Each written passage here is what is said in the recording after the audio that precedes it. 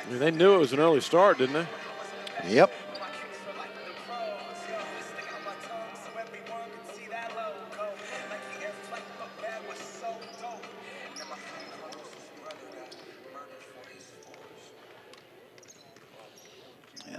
And Tyrone doesn't have his tie breaks correct. If you're tied with 2 or 3 other teams in the standings just because you beat the third place team, that's not the first tiebreaker. First tiebreaker is head to head.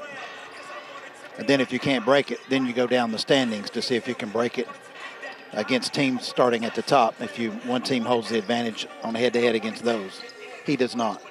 He's trying to convince himself he's not in the first game, but he is. So is there ever a coin flip? Yes. Yeah. That would be unusual, though, wouldn't it? Yeah, it would be. Well, actually, we've had a lot of coin flips because DB and Science Hill have been involved in all of them. At the top, we split during the regular season. There's no way to break it after that. That's true because they're undefeated. Yeah, okay.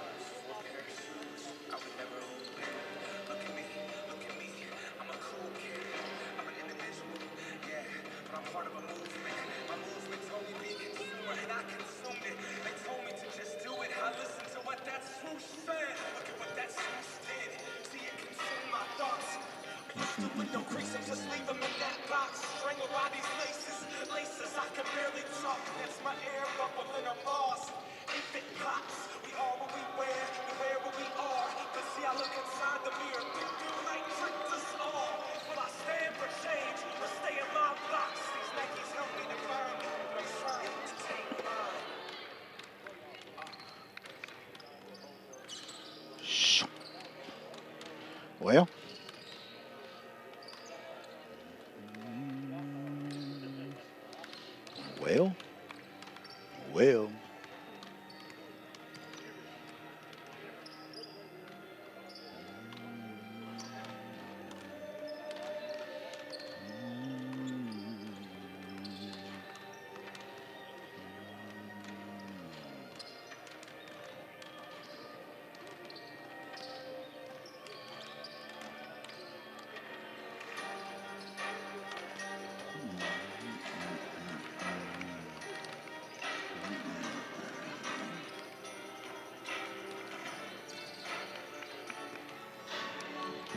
good grief. Good grief. Dum, bum, bum.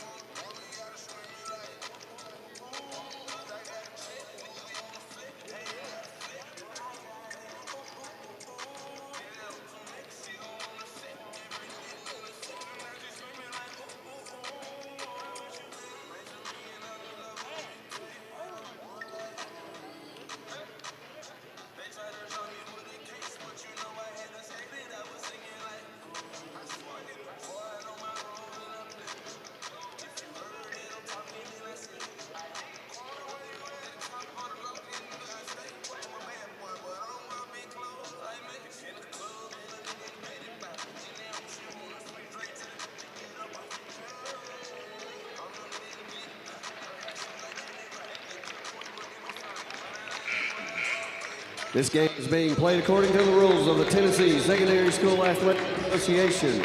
These rules provide for fair competition among players. Players can help with sportsmanship also by observing the rules of fair play. Each one is requested to take personal responsibility for keeping this game at a high level of sportsmanship. Good evening, sports fans, and welcome to the Buck Van Huss Dome on the campus of All right, Dobyns welcome into the Buck Van Huss Dome. Dobyns Bennett's Lady Indian Basketball here with you. We'll start on the live stream. The radio side will join us here shortly. Tonight, Dobyns Bennett's Lady Indians, fresh off a win last night over Science Hill, set to host the Cherokee Lady Chiefs, coached by my friend Jason Lawson. Starting lineup for the Cherokee Lady Chiefs: Macy McDavid, a 5'7" sophomore. Lydia Alvis, a 5'8" senior. And then Samantha Tilson, a 5'8" junior. Also starting, a 5'6" senior guard, Kaylin Hennard. And then rounding out the Lady Chiefs starting lineup is 5'10" senior Destiny Jarnigan. At point guard, senior and now your starting lineup for the Dobyns Bennett Lady Indians at 5'3" and a senior Jaden Potts. Senior number 11. Also a senior Ellie Francis. At forward, senior number 23. At forward, another senior Emily Lane. Forward, senior number 34, Caitlin Wallace. Also starting senior Caitlin Wallace. Number 20. And senior Jabria Johnson. Tonight is senior night. It's a 7-member Lady Indian senior class that also includes Morgan Cordell and Abigail Mead. And usually on senior night, you like to start all of your seniors, but when you have a 7-member class, that is not allowed. Well, it's also since the 5 starting tonight have been the starters for the entire season. Yep. Was told to tell one time as an AU coach that sent his entire team out there to start on the opening tip. And when they whistled him and told him he couldn't do that, he turned and told his parents, he said, "See, I told you they couldn't all play." They couldn't all start. All right, we are underway here at the Buck Van Huss Dome. Emily Lane on the controlled tip. She'll hand it to Potts against a 2-3 zone here from the Lady Chiefs. Left side to Ellie Francis. Francis swings it in the corner to Potts. Potts back out top to Wallace, over to Lane on the right side. Lane driving right baseline, skip past to Potts. She'll kick it back out to Francis. Now Wallace in the corner to Lane, will fire the 3. Shot by Lane, back iron no good. Tipped, controlled by Cherokee on the controlled tip. That was Hennard with it.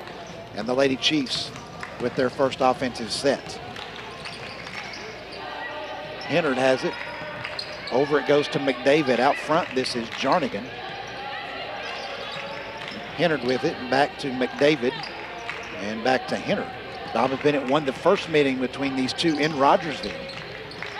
Alvis, it was a low-scoring affair. It was Cherokee very, very patient and methodical on offense. Dobyns Bennett has opened here in a man-to-man offense, driving baseline all the way through. For the layup attempt is McDavid. She's fouled on the attack. Yeah, baseline move there, and I think Johnson got her. Yeah, she did on the arm as she was going up off the shot. Jabria came in for the help, and you know, as long as you keep your arm up straight at the top, they may not call it, but she did wave there, and she hit McDavid on the line, on the hand rather. So the foul is on Johnson, her first, team first. A free throw by McDavid is good. Second toss by McDavid, that rattles in as well, and it's 2-0 Lady Chiefs. 20-point victory, Steve, as you're kind of putting your notes back together.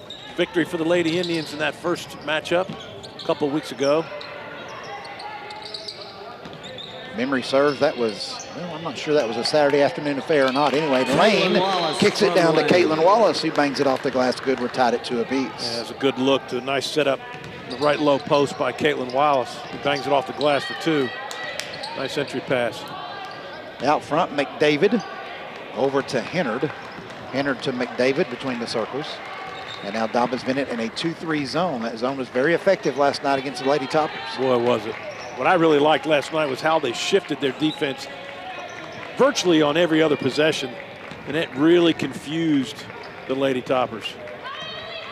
Dobyns Bennett, by virtue of that win last night over Science Hill, I think already beforehand had secured the number 2 seed in the district tournament. There's a pass inside from McDavid to Tilson. Her attack, no good. Rebound. Potts comes down with it for Dobyns Bennett. I think it was Potts anyway. Potts through the lane to Francis, a three from the right side. That one's going to be short, but it's going to come right back to her. Lane down low, nearly took the head off of Destiny Jarnigan, who wasn't looking, and she swiveled the head, and the pass was coming right towards her. She ducked out of the way, but when she ducked, Jabria Johnson was unaware, and it went off her, out of bounds, turnover, Lady Indians. So Dobyns Bennett now coming with the little pressure man-to-man, and driving right is McDavid. McDavid reverses field, still dribbling. Now we'll try the left side. Leaves it with Hennard, and a timeout by Lawson. Coach Lawson of Cherokee wants a 30-second timeout. We'll take a quick 30-second break. We're right here live now on ESPN Tri-Cities.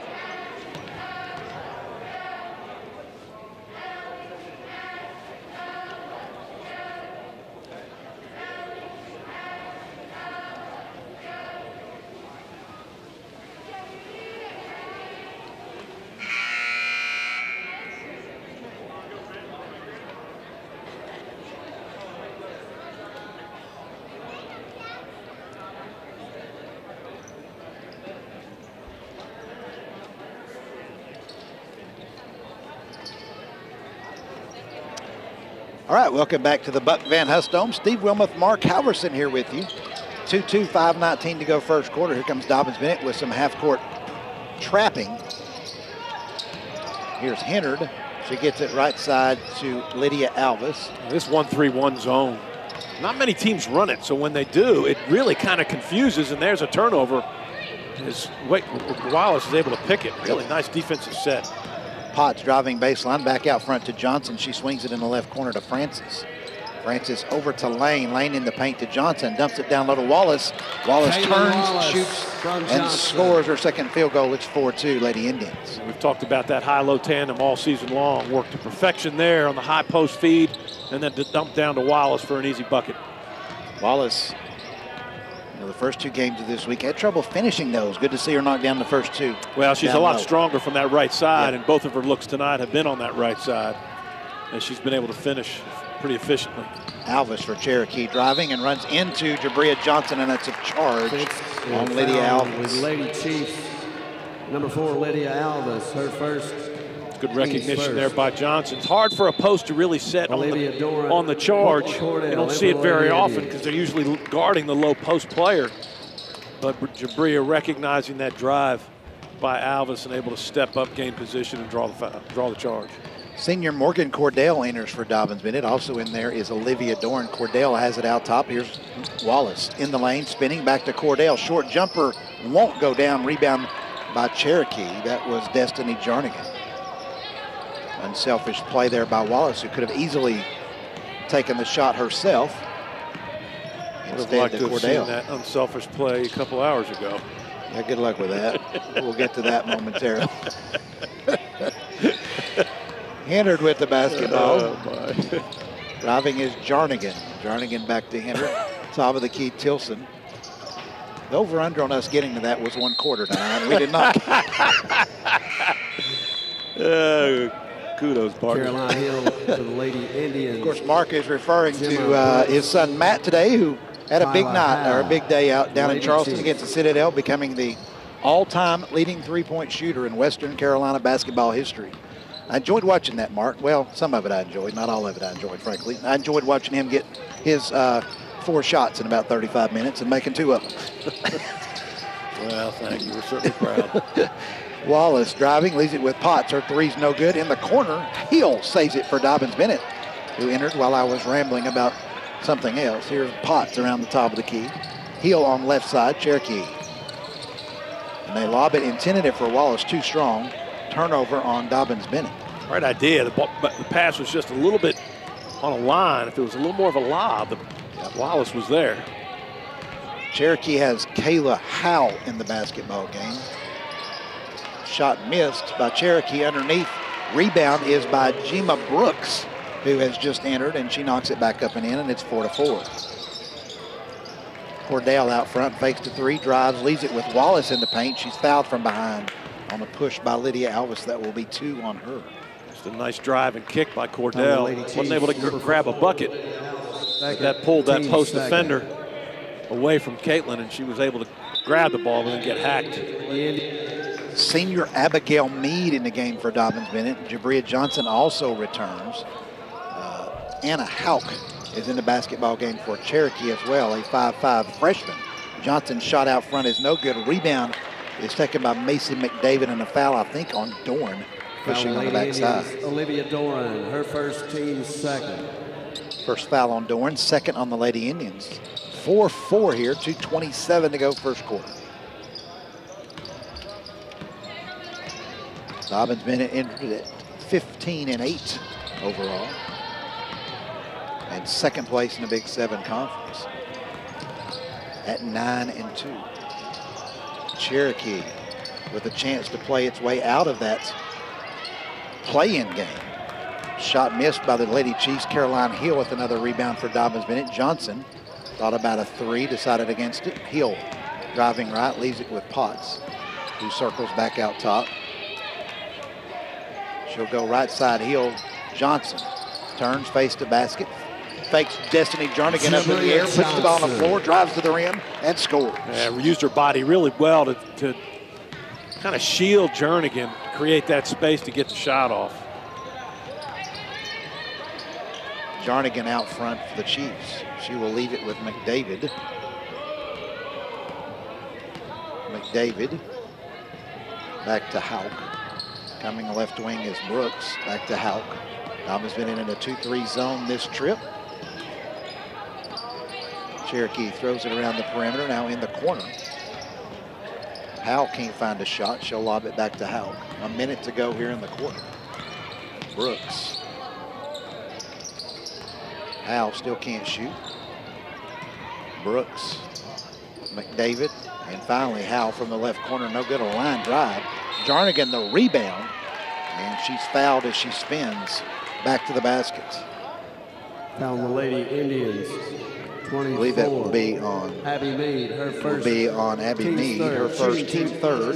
So Jernigan. Jernigan to the free throw line for the Lady Chiefs. Shot good by Jernigan. Substitutions: Madeline Lyons, Caitlin Wallace, Emily Lane returning. You have to think that Coach Francis is going to use his bench quite a lot tonight.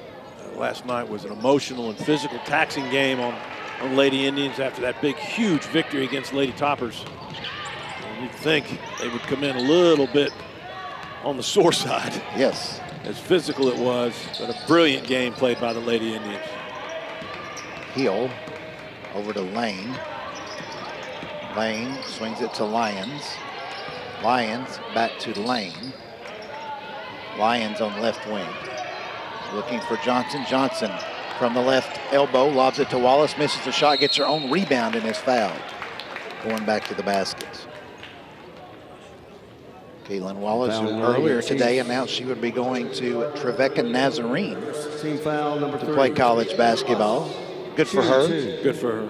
Nice little scissor screen right there in the middle of the lane with Johnson and Wallace as they kind of crisscrossed into the middle for that double feed action, and was able to get Wallace a pretty good look.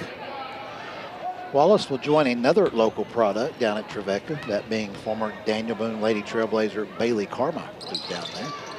Free throw by Wallace is missed, and Jima Brooks rebounds for Cherokee. Hennard, who's back in there, has the basketball over to Hauk. Hauk driving in the corner. Jernigan, 11 seconds to go here in the period. Out front, Hennard. Hennard driving right all the way down. Shot around Wallace, no good. Emily Lane rebounds for Dobyns Bennett. 2 seconds, 1 second. She will launch from half court, and it's just off to the left. No good. And we played 1 quarter. The score at the end of 1, Dobyns Bennett 7, Cherokee 6. Back in 60 seconds on ESPN Tri-Cities.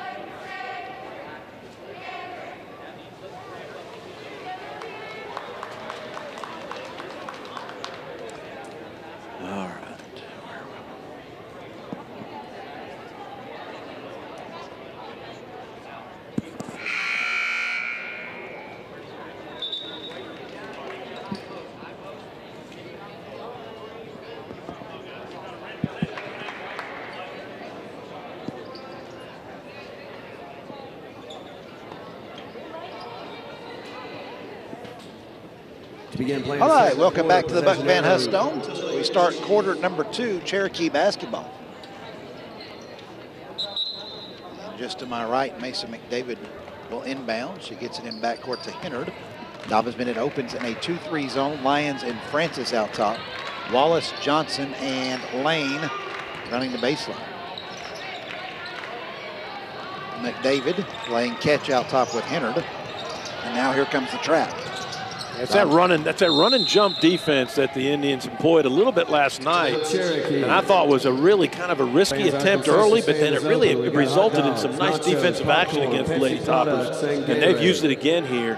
That little run and jump where you look like it's just a standard 2-3, and then all of a sudden, boom, once the ball gets to a particular spot, you've got two that run out and try to create a trap, and that's exactly what happened. And Lawson, Coach Lawson from Lady Chiefs, drawing something up against that aggressive attacking defense by the Lady Indians.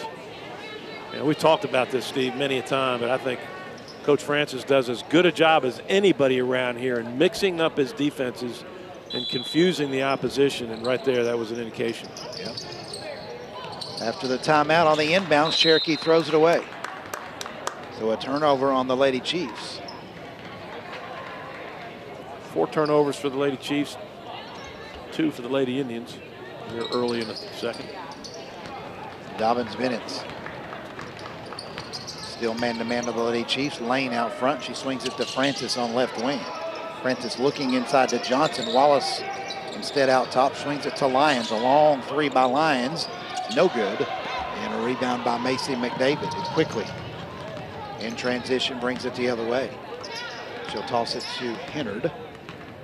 Hennard is Dobyns Bennett man-to-man this trip. McDavid checked by Francis. It's every time down the floor, isn't it, Mark? Just seems like it. And they are so well coordinated, and it's choreographed. They really react well. Nobody gets into confused position. Driving down the right side for a tough angled shot off the glass. Samantha Tilson. No margin for error there, did she? And Cherokee leads it 8-7. Francis lobs it inside to Johnson, and Johnson will score. That's a perfect lob pass in position in the low post by Johnson. Nice feed by Francis. Johnson and Wallace have all of the Lady Indian points here thus far. Out battling at front and midcourt against the Dobyns Bennett pressure defense, and then Lane knocks it away for the steal. Here comes Dobyns Bennett. Lyons. Lyons down low to Wallace. Wallace skip pass in the corner. Francis for 3. Back iron, no good. Johnson rebounds, and she's hammered. Going back up, she'll go to the line for 2 shots. Good hustle by Jabria on that long rebound off the miss by Francis. Jabria Johnson, shooting 2. Another offensive board by Jabria. Foul is on Hennard. Her 3rd, team 4th. And Johnson to the line for 2 shots. Johnson's free throw, good. Potts returns for Dobyns Bennett. Jaden just was fantastic last night. You know, she scored, and we talked about this on the air last night, she scored 2 late layups. Prior to that, had not scored, and she still dominated the basketball game. No question. Johnson misses the second. Jarnigan rebounds. There's not enough said for tempo control and how you dictate it. And she just was, at 5'1" or whatever she is, was just dynamic. I'm not sure she made a bad decision the whole night. 4-year starter is Potts. Playing here on senior night. Here's McDavid, and McDavid fouled on the sideline. That will be on Emily Lane. Her first, team 4th. Emily Lane, her first. 5:56 to go here in the second quarter. Kind of what I thought it might be following last night, to be honest with you. Emotional game, in a big game situation, on the road. It's taxing, both physically and mentally. And you had senior night on top of it coming back. Right. That's right. It's a hard thing to deal with. Cherokee with it. This is McDavid. Tilson swings it to the right side to Alvis. Alvis driving baseline, misses the shot, draws a foul. By her reaction, Emily Lane will be whistled. Indeed. Number 5. To the line at Lydia Alves. Lydia Alves shooting 2. Alves lines it up left-handed. I didn't know she was left-handed, to be honest with you. Missed the first. Well, what's interesting is all of her drive, all of her straight line attacks have been from the right. That's what I thought. Free throw by Alves left the second one short as well. Wallace the rebound. Here comes Jaden Potts. Potts lobs it to Lane. Potts comes through. Inside to Johnson. Johnson spinning, shot off the glass. Is good. That's a great power move right there by Jabria. Felt the defensive pressure on her left hip and spun back to her right and was able to connect. Really good feel there by Jabria. Tilson gets it over to Alves on the right side, and Alves gets a tough angled shot off the glass to go. Francis in the right corner for Dobyns Bennett. Lobs it down low, wanting to get it to Wallace, but Wallace couldn't get there in the turnover. And now Ellie Francis comes back with the steal, however. Wallace at the foul line, out to Francis, a 3 from the right wing. Count it. Ellie Francis knocks down the 3, and it's 15-10. Biggest lead of the game for Dobyns Bennett with 4:40 to go first half. That's what good ball movement does, though, Steve. Just got an open wing, and Francis knocked it down, and then another steal by the Indians. Francis came up with it. Might have been deflected by Potts out here. Here's Francis around the screen. Still with it. Wallace out top. Over to Potts. Potts gives it to Wallace. Wallace driving to the basket, makes the layup good. Wallace from Potts. Not sure why they completely left Wallace out there. I mean, they went and double teamed Potts Cherokee on the right side, and Wallace had a clean angle to the basket. And I'm not even sure that was the play. I think Wallace was smart enough to recognize the space. The lane was wide open, just went right down, took it, and up off the glass and in, and Lady Indians up 7. Dobyns Bennett comes in here 9-2, 14-8. Cherokee at 4-7 and 7-10. And currently 1/2 game ahead of Tennessee High for the 4th spot in the district standing. So the Lady Chiefs can pull the upset here. They will be cleared in the 4th position. If not, there's a 3-way tie for 4th between Cherokee, Tennessee High, and Volunteer. And then you have to go to head-to-head among those 3 teams. And the way that shakes out is amongst the 3 teams, Tennessee High's 3-1, Cherokee's 2-2, Volunteer 1-3, and that's how the seedings would stand. It would be Tennessee High 4, Cherokee 5, Volunteer 6 in the district tournament next week. And for Dobyns Bennett, none of that really matters because their first game is going to be between either, well, it could matter. Well, maybe not. Anyway, they're going to play either the 3rd, 6th, or 7th seed in the semifinals next Thursday, right here at the Dobyns. Yeah. They have a game time yet set up? No, they do not. We'll have to ask about that. I'm guessing that those all games are going to be like at 7 o'clock. It's going to be my guess. Cherokee comes, more trapping defense by the Lady Indians. Caroline Hill is back in the game. Enjoy Bristol as well. Jarnigan driving left baseline all the way through. Almost got too deep. Missed the shot, and then on the rebound, we've got bodies on the floor. Arrow to the Lady Indians. And we're going to have a jump ball and give the jump ball alternate possession to Caroline Hill. So here comes Potts.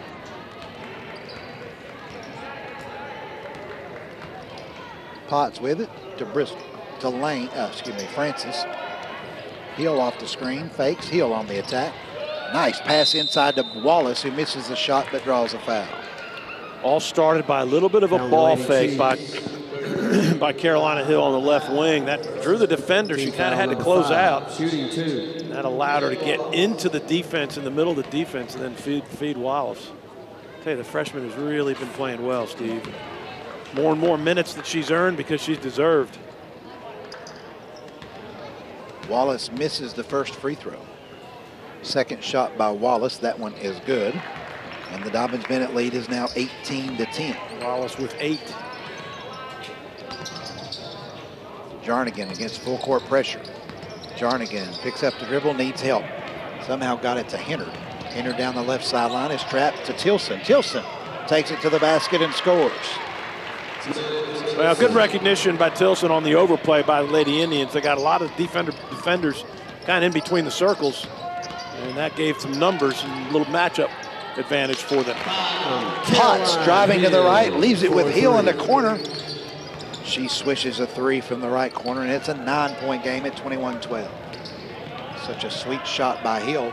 There's Jarnigan on the sideline, and she falls, and apparently when she did, she hit the sideline. That's a turnover on Cherokee, but there's a lot of heavy pressure over there again by that Lady Indian defense. Well, just scrambling all over the place, pressuring 30, 40 feet away from the basket, and they're taking their chances, and more often than not, it's resulted in a turnover. Bristol out top, over to Hill. Hill down to Johnson. Johnson for the layup, good. Jabria Johnson from Hill. 23-12. Indians are getting on track now, Mark. Yep. All started with their defense. Cherokee has it. This is McDavid in the corner to Howell. And now driving down the right side of the lane is Hennard, and Hennard had it knocked out of bounds. It will stay with the Lady Chiefs. If you notice that the scramble defense of the Lady Indians has really upped the tempo of the Lady Chiefs and kind of got them out of sync a little bit early on. You mentioned how they like to be patient and work to get an open shot. Right now, they're really moving to the speed and the liking of the Lady Indians. Tilson splits the defense in the corner. A 2-point basket attempt, no good. Rebound by Johnson. There was Brooks on the miss. Dobyns Bennett tried to get it inside, I think, to Bristol. And pass goes awry and out of bounds back to Cherokee. Lady Indians have turned 5 turnovers, forced 5 turnovers here in the quarter. Six minutes of playing time. Howell to McDavid. Back to Howell, and then Potts knocks it away. Potts all the way down for the layup, good. The steal and the bucket by Jaden Potts. And it's 25-12, Dobyns Bennett. Quickly the other way, and a foul from behind on Dobyns Bennett as they were chasing Hennard down the floor. You know, we've seen the 1-3-1 in the trap and a little bit of the run and jump. We've not really seen a scramble like they've run here tonight. And again, Coach Francis putting in yet another defense, and it's been very effective. There's a runner from out front, wild shot, no good. And Caroline Hill rebounds. Hill's going to take it all the way down. Shot off the glass by Hill is good. Taking some contact and muscling the shot up and in. It is 27-12. It's a 20-4 run since Dobyns Bennett trailed 8-7. Alvis back to McDavid. 1:17 to go here in the first half. Left side, this is Hennard. Dobyns Bennett in a zone. You can see why they're gassed with all that they've been running around. My gracious, pressure's been unbelievable. McDavid and Hennard over on the left side. Nothing happening. In the right corner with it is Alvis, and then here's a near steal by Dorn, and then Dorn had it knocked, actually knocked down as she went down and hit her leg out of bounds, and it will stay with Cherokee. And a help in for the Lady Chiefs, Cordell and Meade for the Lady Indians. Abigail Meade and Morgan Cordell, 2 seniors back in there for Dobyns Bennett. All senior lineup right now for the Lady Indians here in the final 50 seconds of the first half. Anna Hauk for Cherokee has it over to McDavid. Alvis back to Hauk. Notice how the Lady Indians move their feet in this zone. Never are they flat-footed, all of them. Even though the ball's not near them, they are shuffling on their toes and resulting in yet another steal. Lane with the steal. Lane, the pass to Potts. Potts all the way down for the layup. What a pass, what a catch, and what a shot by Jaden Potts. And it is 29-12. 3 assists for Lane here in the first half. 4 points for Potts. Tilson is fouled at half court on a bump by Lane. Lady Indians 23. Emily That's Lane, 3 fouls on foul, Lane and 7 on on Dobyns Bennett. And so it'll be 1-on-1 with Samantha Tilson at the line for the Lady Chiefs. Shooting 1 and 1. I'm not sure they're going to get Lane out of there with 6 seconds to go. She's got 3 fouls. I assume they understand that. Tilson's free throw's good. She's got 5. It's tops for the Lady Chiefs.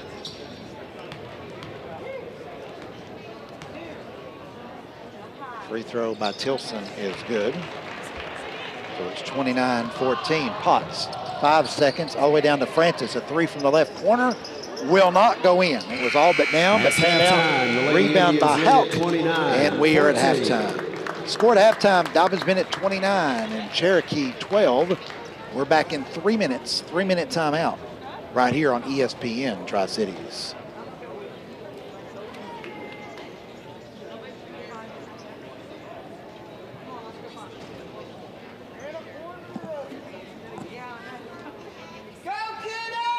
Indian Nation, please welcome to the court the Dobyns Bennett Spirit Shakers.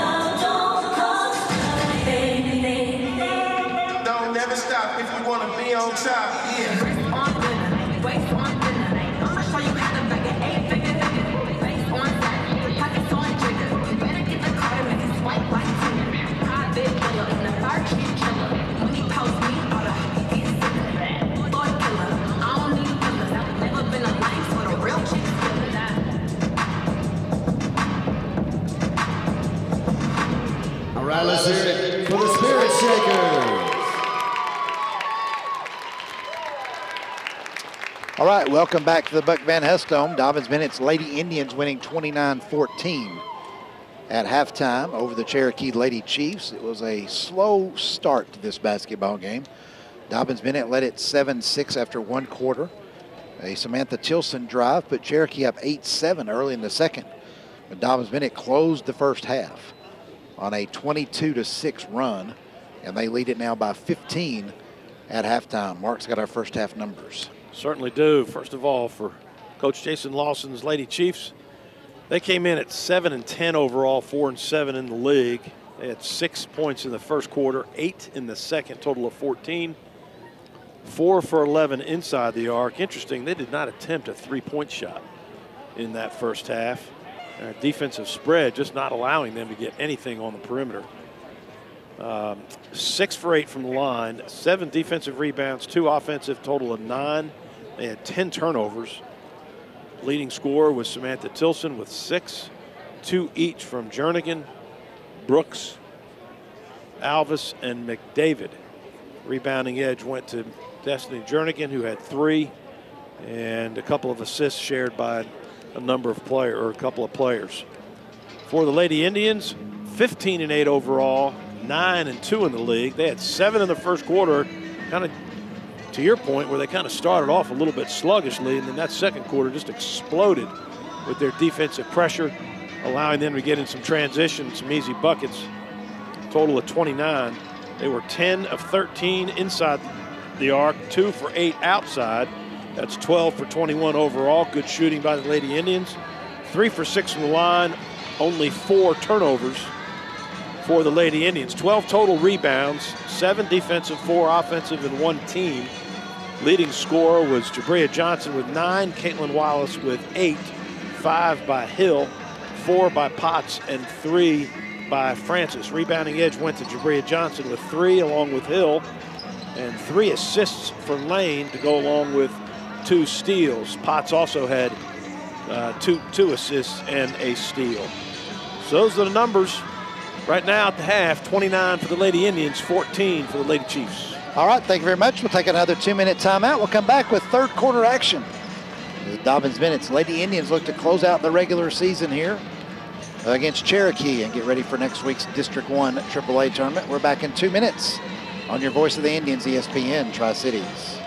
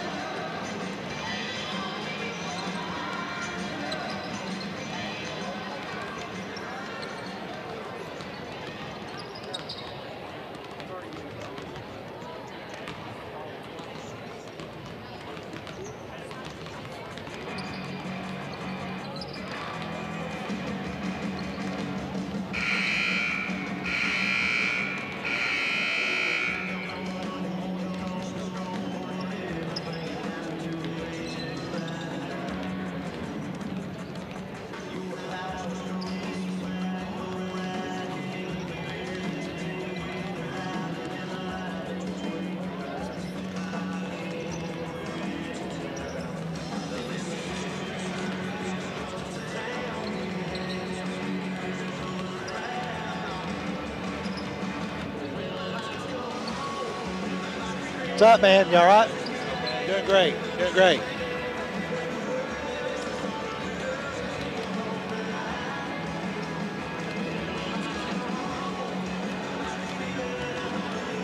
All right, welcome back to the Buck Van Hus Dome. We get closer to the start of the third quarter. Remind you, we'll have boys action coming up next.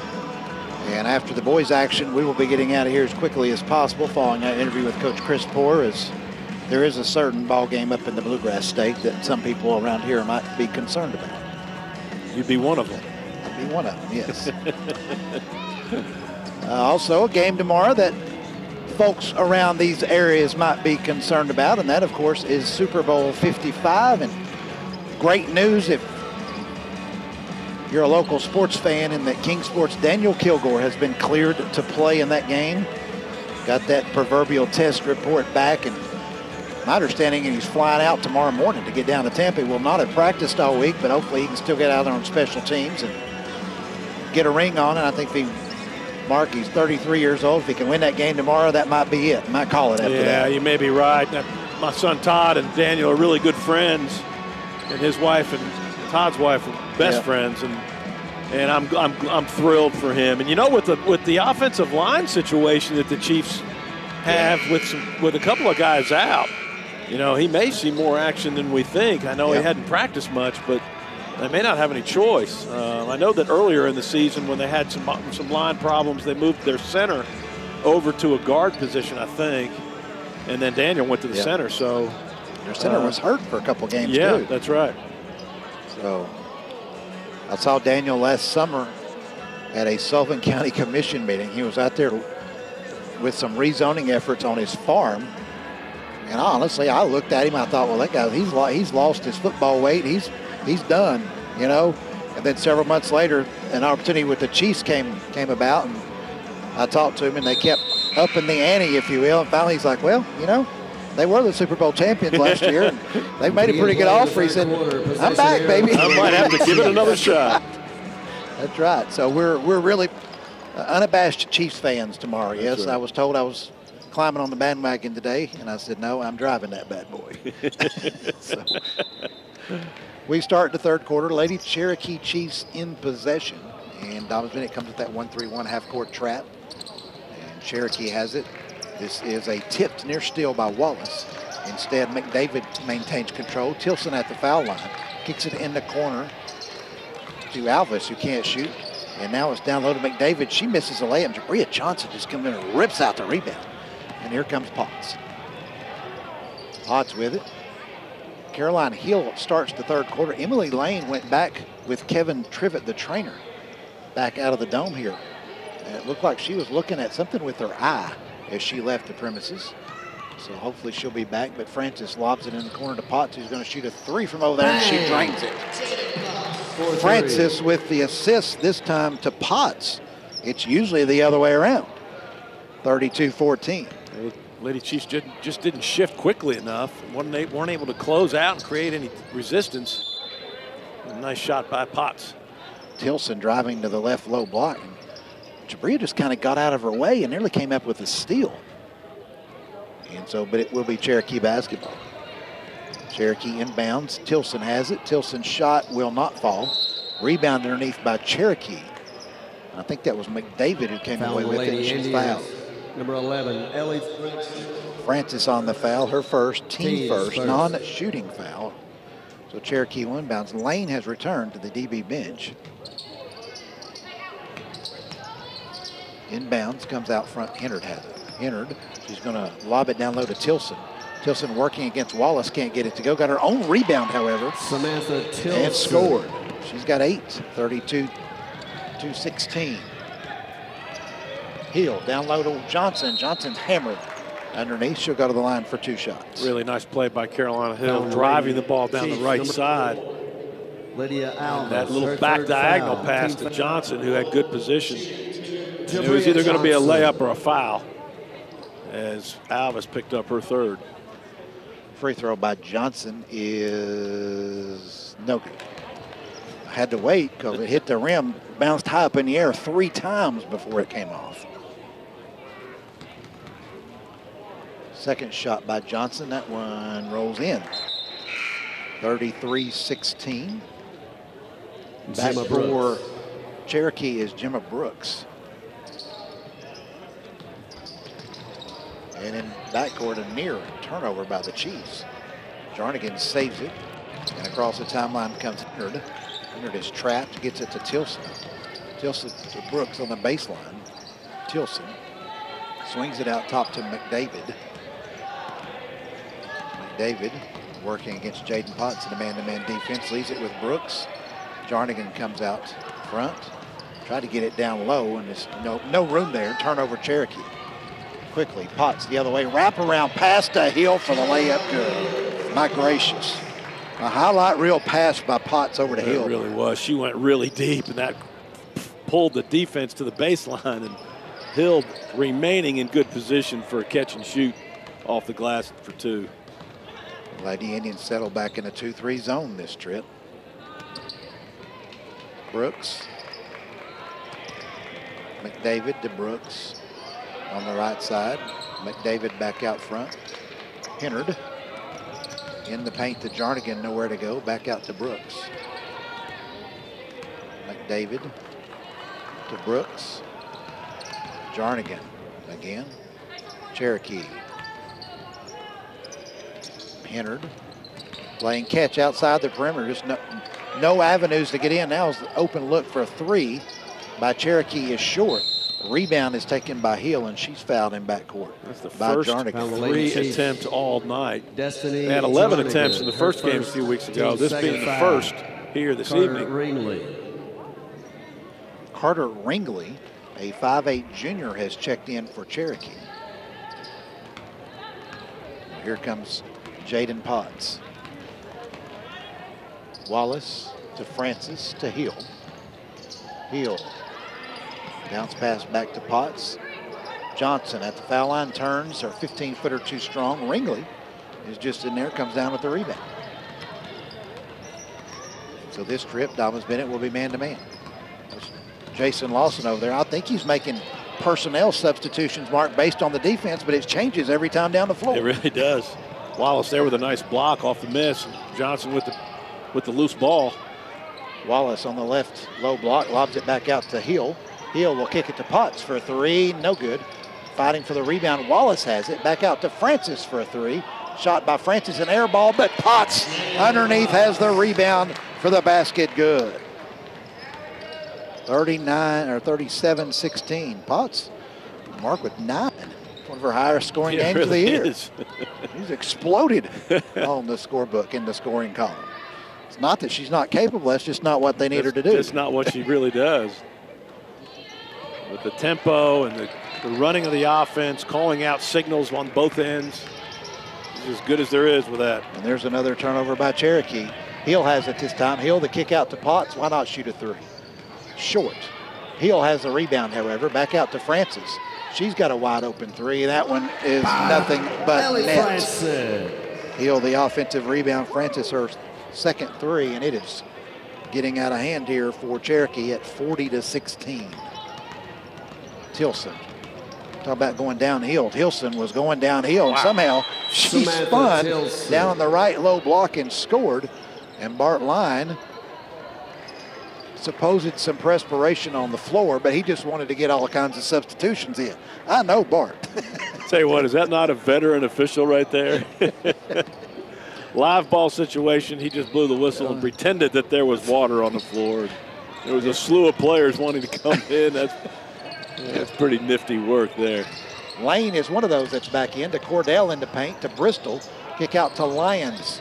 Lyons going to take it all the way to the basket, missed the layup, rebound by Ringley. She'll get it over to Emma Hauk. That was nifty, Bart. You get that water up, Bart? Ringley driving and her shot is blocked. Like,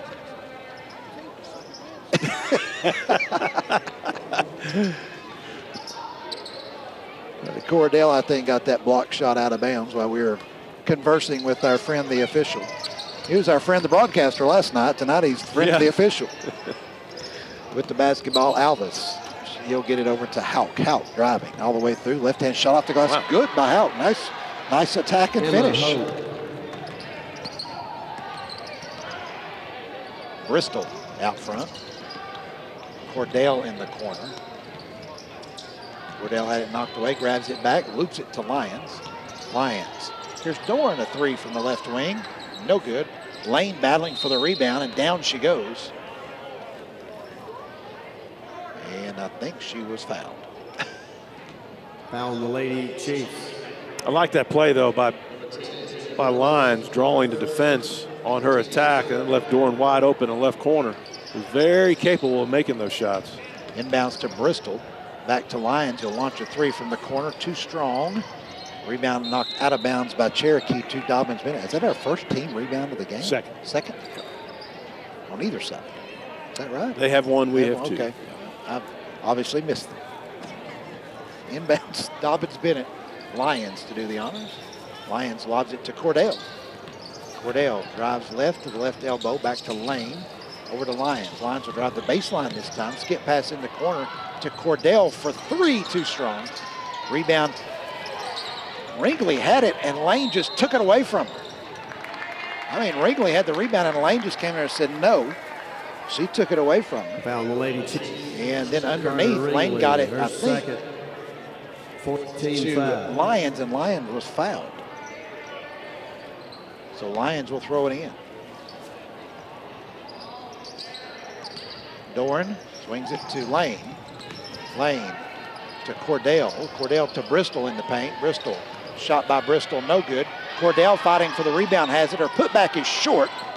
And here comes off the tip. Cherokee with it, Anna Hauk. All the way down, Hauk shot, no good, a blocking foul on Dobyns Bennett.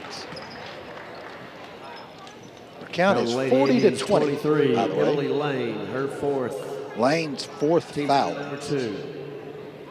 Shooting two for the Lady Chiefs, Anna Hauk. Hauk. Free throw shot by Hope is good. Caroline Hill set to check back in for Dobyns Bennett. It does so. Out will go Lane. Ava Morgan in for the Lady Chiefs. Ava Morgan in for the Lady Chiefs. Morgan was unavailable in the first game. She's the daughter of athletic director Andrew Morgan. She was quarantined the first game. Morgan, a 5'4" freshman in the game. Also for Cherokee, Bella Markham, 5'6" sophomore, is in there. See if I've got everybody. Maybe, maybe not. Here's Lyons. Lyons all the way in, leaves it in the corner for a three by Doran, no good. Rebound tipped. I think it went off of Cordell, and it did to Cherokee.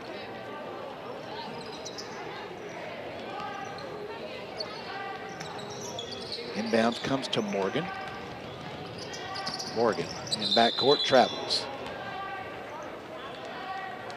That's a freshman against Dobyns Bennett's pressure defense. 1:17 to go here in the third quarter. Bristol to Lyons.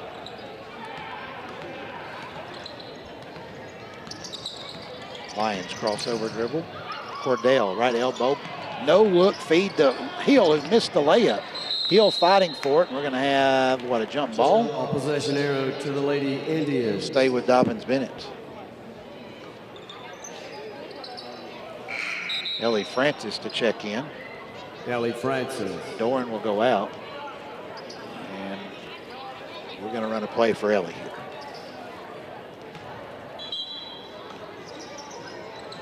Ellie off the screen, has the ball. The defense came. She fakes to three, moves closer, misses the shot. Lyons the rebound. Back to Francis in the corner to Cordell. Cordell back to Francis, over to Lyons. Lyons. Over to Hill. Hill back to Francis.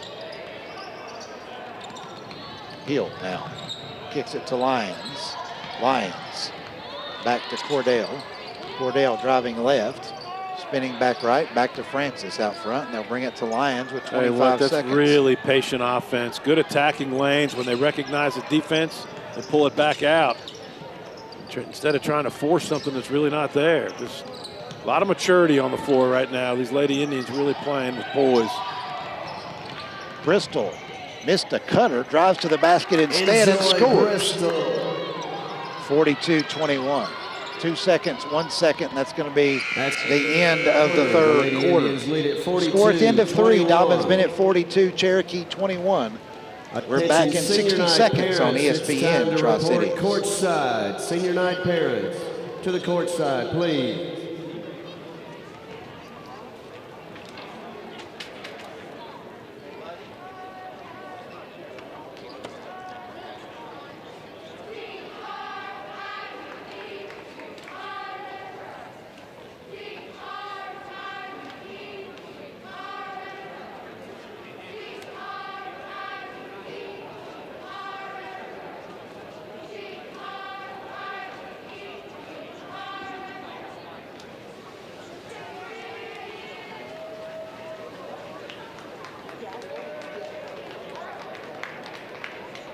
How about Jordan Spieth shooting a 61 today?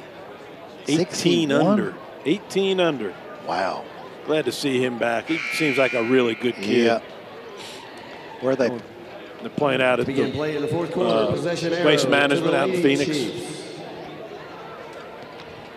All right, we start quarter number 4 here at the Buck Van Hust Dome, and Dobyns Bennett has 5 of its 7 seniors on the floor. Its starters are in there. Cherokee returns with its starters as well. Well, I think so. Anyway, it doesn't matter because Potts has the steal. She's going to take it all the way down for the layup. Good. And she's in double figures with 11. 44-21. Dobyns Bennett sinks back in that 2-3 zone. McDavid to Hennard, back to McDavid. Tilson, right elbow, driving around Johnson, lost it out of bounds. Turnover, Cherokee. They're piling up on the Lady Chiefs. It's 15 right now, 13 through the third quarter. Back-to-back possessions. here to start the fourth. Lane to inbounds for Dobyns. Bennett gets it to Potts quickly. Potts is ahead. Potts lobs it to Johnson. Johnson kicks it to Francis. Back to Lane out top. She'll shoot the three off to the mark, but it comes right back out to Ellie Francis. Back to Lane. Wallace driving, loops it to Francis in the corner. She'll shoot the three from there. No good. Rebound, Hennard. Hennard drives on the baseline. Potts is there to shut her down. Tilson.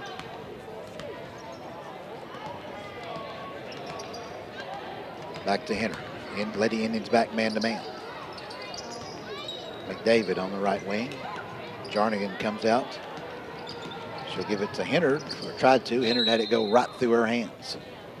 Turnover, Cherokee, 44-21. Dobyns Bennett on top with 6:41 to go.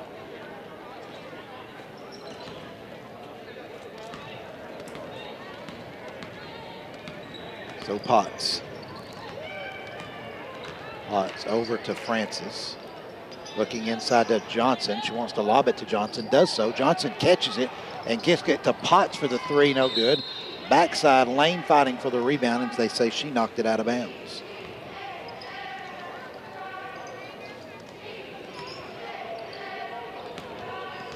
Alvis for Cherokee. Over to Hennard. Hennard works against Potts. A near steal by Francis as she knocks it into the Cherokee bench. Up 23. Played Science Hill last night. You can't imagine they have a lot of energy, and they're still running all over the place, deflecting passes. Yep. And you got more energy than I did, and I didn't play last night. Didn't sleep much either, but nonetheless, there's another turnover by Cherokee. That's what, 17? You know, and that's their MO. We've talked about this. The Lady Indians, they're really a good defensive team. They really are. They play a lot of different defenses. They force a lot of different actions. And that's how they kind of create their offensive set. So give them credit. Wallace. Potts lobs it down to Johnson, and that's a layup good by Jabria Johnson. From Potts. Potts, 4 assists. 4 assists, 3 steals, 11 points. Another good night. McDavid. Top of the key for Cherokee. Over to Alvis. Alvis around the screen. Shut down by Lane. Tilson driving, and a bumping foul on Johnson. 2 fouls on Johnson. 3 on the Lady Indians here in the second half. Number 3. 5:25. Got to wonder how long he'll stay with his all-senior group here. I know it is senior night, so probably longer than normal. Longer than normal. But they've got a lot of season ahead of them, too, with the tournament. Here's a spin in the lane by Alvis, and I think Johnson whistled for another foul. The Indians, Jabria Johnson, her third. 3 on her. Fourth. Will they call that a shooting foul? No, they will not. They'll say on the baseline. Tilson kind of got out of control, but Johnson did reach in, kind of bailed her out. Cherokee inbounding to Tilson. And over to Alvis. Alvis spinning. Wild shot. No good. Johnson. Man, I'll tell you what. Johnson off the floor to get the rebounds. Lane swings it to Francis for 3. Good. By Ellie Francis, her third 3, and it's 49-21. And Lane with 4 assists. 3 of them to Francis. 3-point attempt by Cherokee is missed. Rebound, Lane is knocked down. And so Jarnigan races to the corner to retrieve the loose basketball. And now we're going to have substitutions. My guess is we may have some water on the floor somewhere. Alvis had it knocked away. Johnson diving for it. I'm going to have a jump ball, and it will go to Dobyns Bennett on the turnover. And on the dead ball, here comes the substitutions. Lyons, Bristol, Cordell, and Shaylin Henson for the Indians. Carter Ringley has returned for Cherokee, also Anna Hauk. Here's Lyons. Lyons with it. Cordell to Bristol. Bristol spins in the lane. Out to Henson for three, no good. Cordell tips it in the corner. Francis trying to save it. Does so, but right to Cherokee.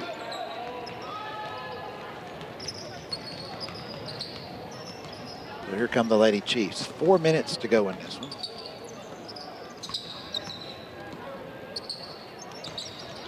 Hauk. Here's a near steal there by Henson. Working against Howell. Back to Emma Hauk.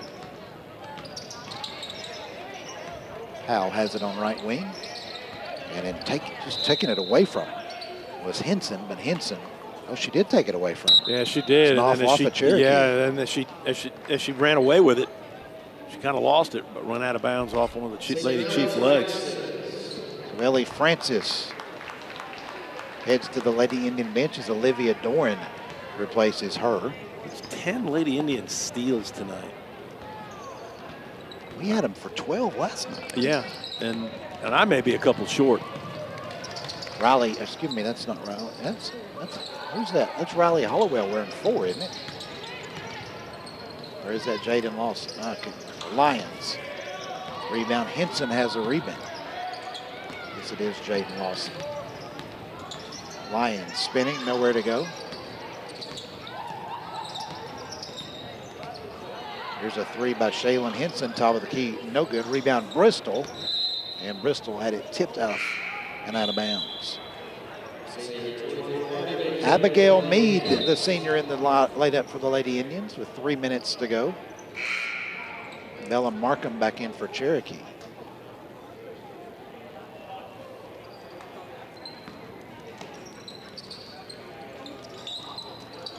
Inbounds to Cordell.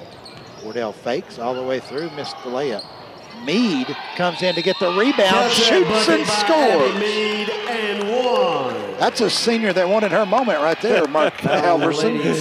And she got it off the miss by Cordell, a rip rebound and a spin. You can see that English off the glass, pretty fancy by Abby Mead. Mead with a three-point play. It's 52-21. Cherokee with it, Hauk. What I liked was how the bench over there kind of went crazy for her. How about that? Shot on the baseline by Cherokee's way long. Cordell rebounds for Dobyns Bennett. Cordell over to Lions. Lions on the attack. Lions layup is blocked by Ringley and picked away by Hauk. Emma Hauk all the way in the paint. Kicks it out to Markham. Markham pulls up for the 15-footer, no good. And we have a jump ball inside. And I think it stays with Cherokee. The Indians, Ava Morgan, Kaylee Gillen for the Lady Chiefs. Hannah Fry in for Dobyns Bennett. Ava Morgan in for Cherokee. Inbounds pass is thrown away. It's 20 turnovers, is it not? It is. It's 45 turnovers by the opposition in the last 2 nights. Fry to Henson. Mead working inside, wanting the ball on the post. You know, that comment's not really a criticism against the other team. What it is what it shows is the defensive prowess that the Lady Indians have employed in the last 2 days. What they have done with their pressure and their scrambles has just created all sorts of mess on the opposition and resulted in a bunch of turnovers. There's Hollowell for Dobyns Bennett entering. Inbounds to Fry on the pass from Jaden Lawson, and Fry's on the board. 54-21.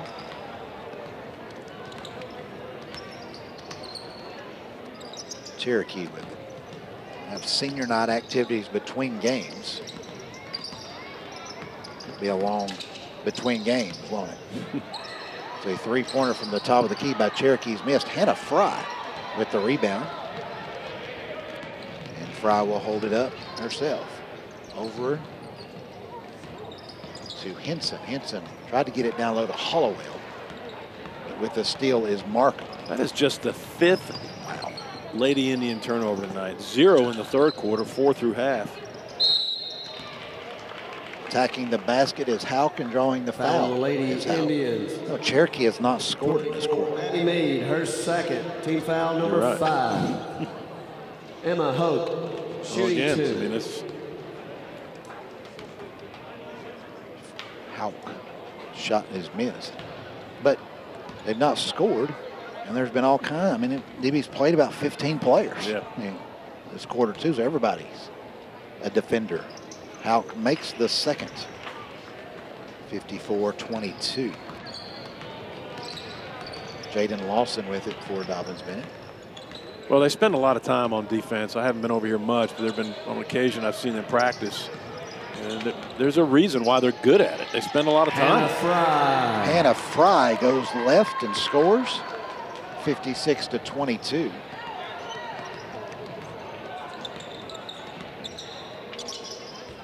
.38 seconds to go. Houck lobs it inside and a foul called. The foul on the Lady Indians. Abby Mead, her third. Team foul number 6. Mead, her third. I do not know who number 42 is for Cherokee.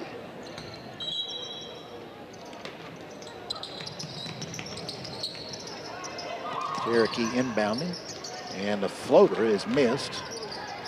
And the rebound is taken by Cherokee. The shot no good. Scott missed underneath as well. And finally, Abigail Mead comes down with the rebound. Jaden Lawson driving. Tried to get it to Hollowell, but out of there with it is Emma Houck on the steal. She leaves it for Morgan for 3. That's an air ball. It's going to go out of bounds to Dobyns Bennett. With 4 seconds to go in the basketball game. 56-22. Fry with 4 seconds, 3 seconds, 2 seconds. In the corner, Lawson wants to shoot the 3. It may have been partially blocked over there as time expires here at the Buck Van Hustone. Final score, Dobyns Bennett 56, Cherokee 22. Road Tribe. We're back after a 3-minute timeout for scoring and stats right here on ESPN Tri-Cities.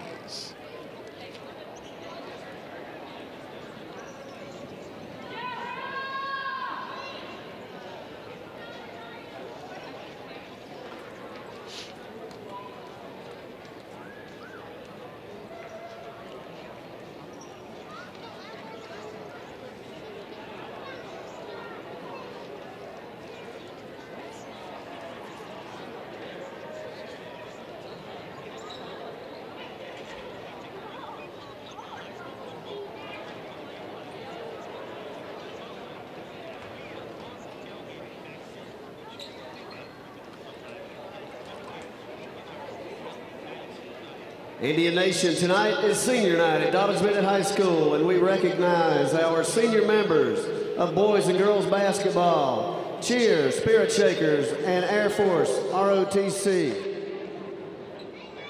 Girls basketball senior, number 11, Ellie Francis, Anya Francis.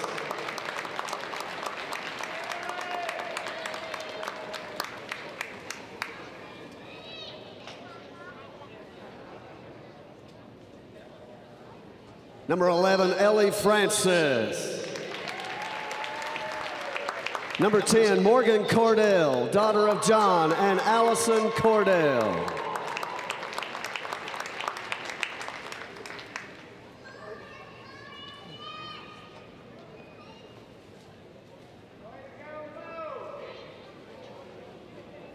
Number 10, Morgan Cordell. Number 22, Jabria Johnson, daughter of Tony and Tanya Foreman and Shantae Johnson.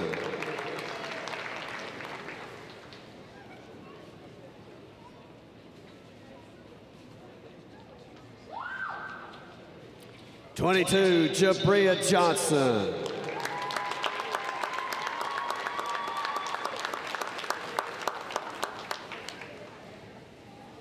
Number 23, Emily Lane, daughter of Mike and Rhonda Lane.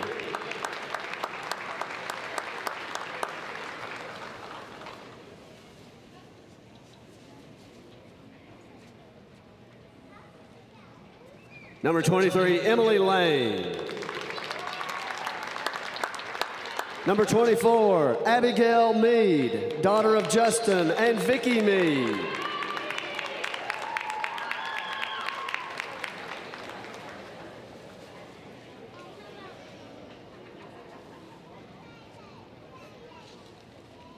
Number 24, Abigail Mead. Number 1, Jaden Potts, daughter of Sean and Julie Potts.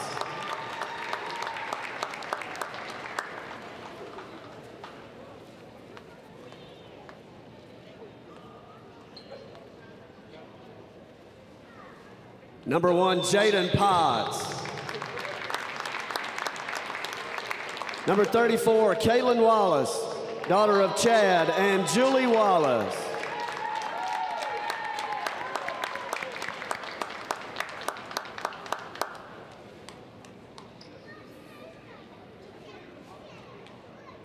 Number 34, Caitlin Wallace. Our boys basketball seniors. Number 34, Jason Dennis, son of Shamba Dennis.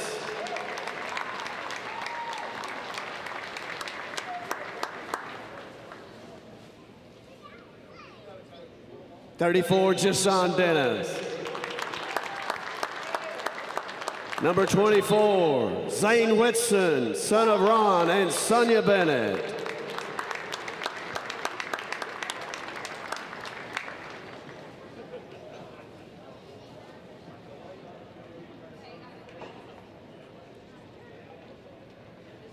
Number 24, Zane Whitson. Our Spirit Shakers seniors. Alexis Allen, daughter of Charles and Amber Allen.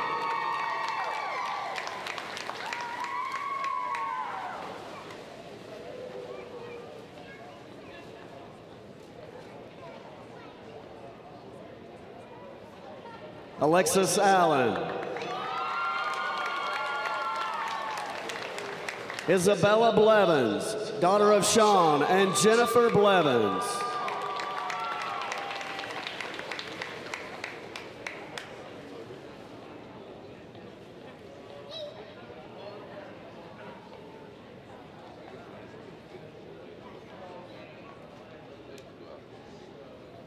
Isabella Blevins.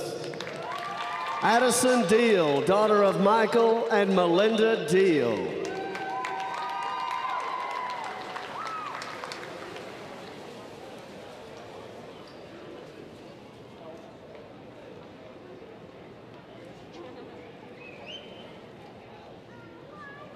Addison Deal. Gracie Gibson, daughter of David and Christy Gibson.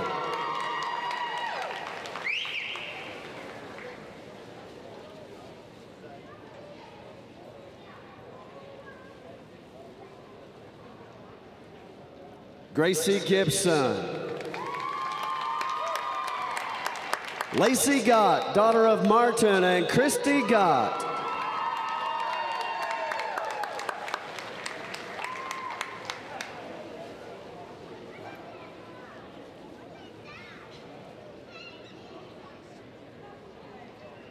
Lacey Gott.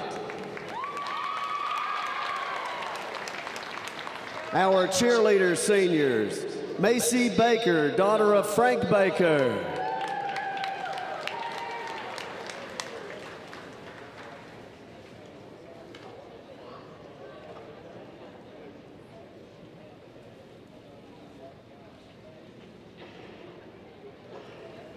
Macy Baker.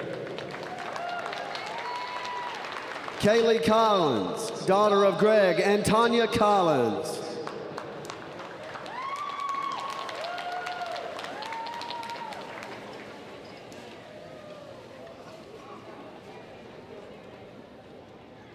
Kaylee Collins. Izzy Hilton, daughter of Emily Hilton.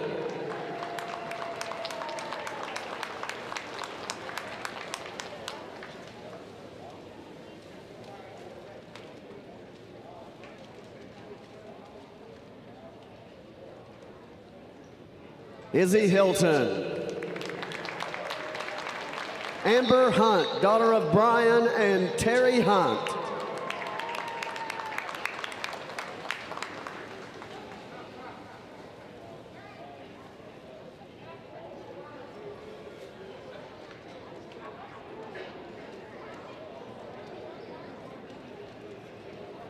Hunt. Hannah Hurd, daughter of Tim and Shannon Hurd.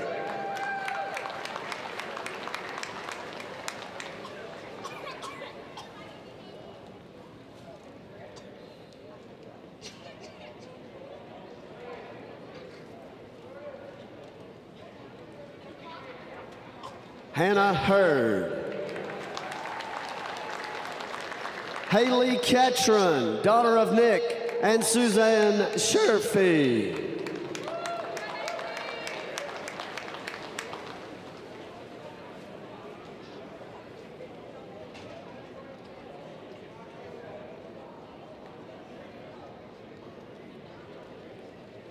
Haley Ketron.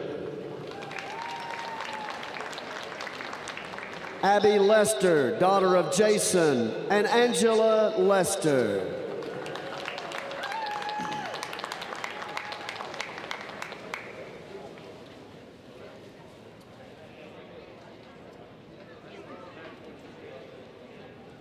Abby Lester. Asante Lovelace, daughter of Guan and Tamika Hill and Frederick Lovelace.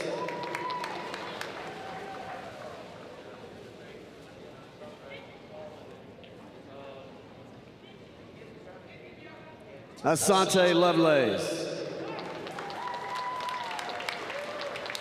Sarah Yarber, daughter of Greg and Leslie Yarber.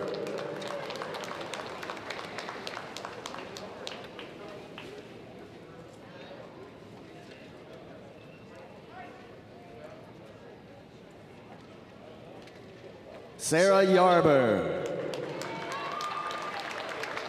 Our ROTC Junior Seniors, Cadet Lieutenant Colonel Joshua Hale, grandson of Donna Roundtree.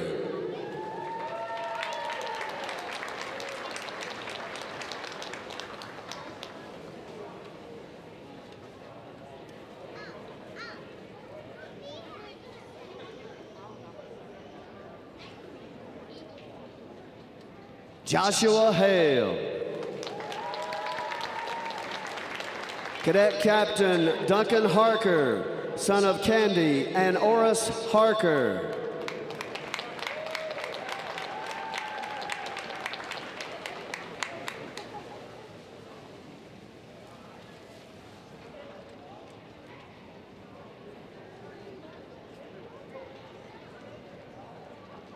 Duncan Harker.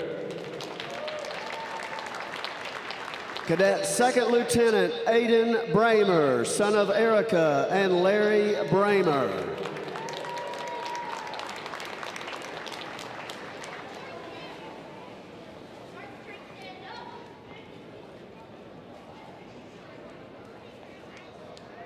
Aiden Bramer.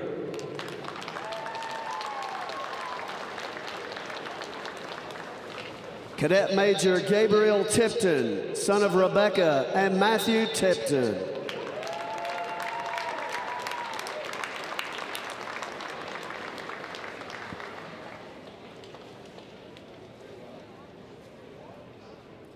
Gabriel Tipton. Indian Nation, this concludes senior night. Let's hear it for our members of boys and girls basketball. Cheers, Spirit Shakers. Your ROTC, Roll Tribe Senior Indians.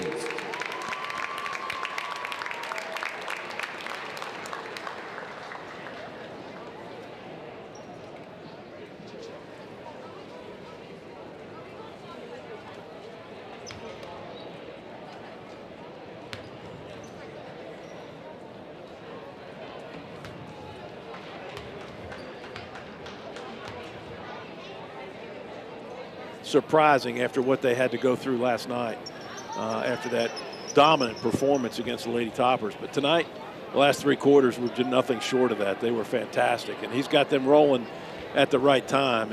And kudos to Coach Francis and his staff for what they've done to get this team ready, and the importance of having senior leadership. 5 of them that start, 7 of them on the club, and that, I'll tell you what, you can't say enough about the value and how far senior leadership can take you, and there's a reason why they play so well together. Yeah, and those 7 seniors, Alan just got my money shot right there. All of them together at half All court. together at half court. All right, we'll take a 3-minute timeout, come back, and we will flip the page.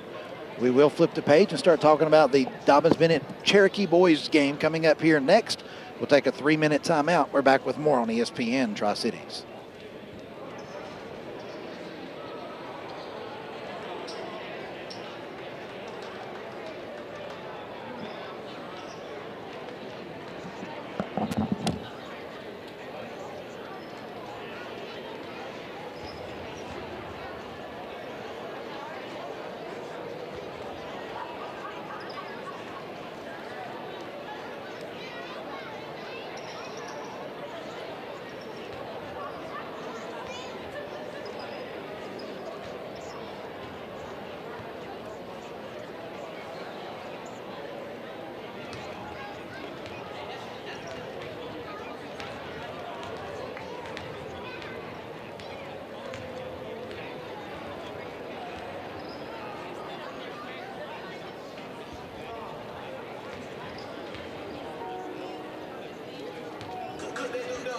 All right, it's time for Indians basketball. Roll, Tribe, roll.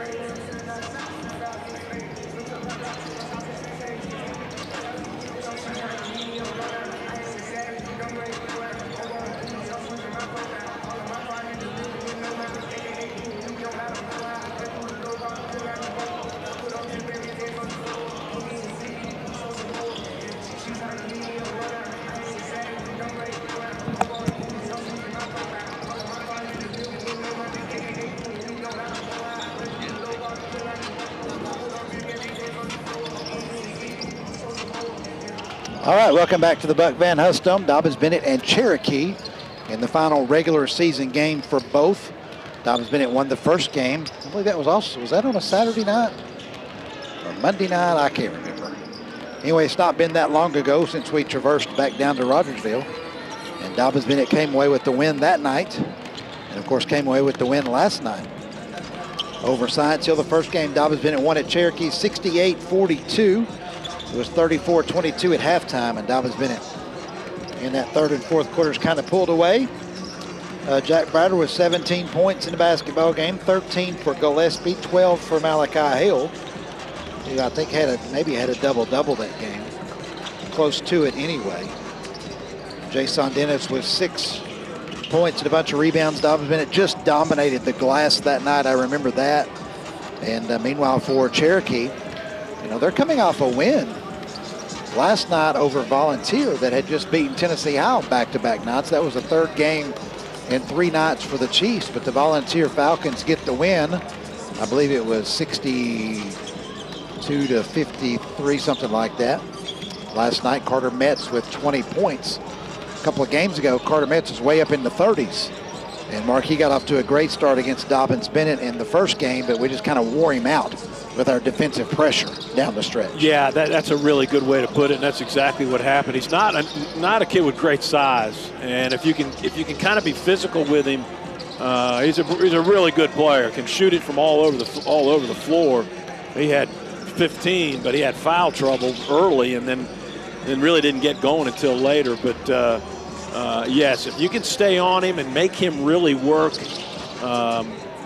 Jacob Kenner had a pretty good night that evening. They only had 4 guys that scored in their 42-point performance. And that was a night, if you'll recall, Steve, where we really struggled taking care of the basketball. We had 20 turnovers, and that's not our norm. If we have our normal turnover output, you know, that 68 points may have turned into closer to even 80. And then it looks like a really whitewashing of the Chiefs. But yeah, Carter Metz is a really, really fine player, and one that you have to know where he is on the floor at all times. And the ball's in his hands so much that a lot of times he'll create not only for himself, but for others. As I mentioned, Jacob Kenner had 12 that evening. Parker Bailey had 9 for the Indians. Pretty balanced scoring with Browder with 17, 12 by Hale, 13 by Gillespie, and 9 by Tincher. And as you mentioned, Dennis with 8 rebounds. Hale had 9. Browder had 8. We out-rebounded the Chiefs that evening, 34 to 18. Right. All right, we get closer to tip-off. We're going to take another 2-minute timeout. I have been summoned, Mark, for a photo op. So we're going to take a 2-minute timeout. I'll go get my picture made, and we'll be back with more on ESPN Tri-Cities in 2 minutes.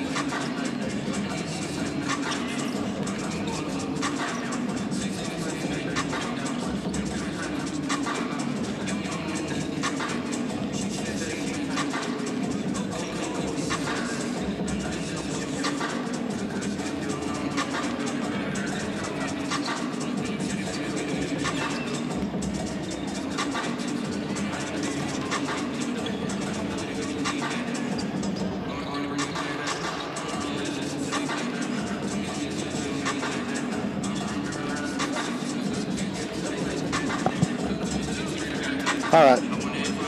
Sorry about that. We're good.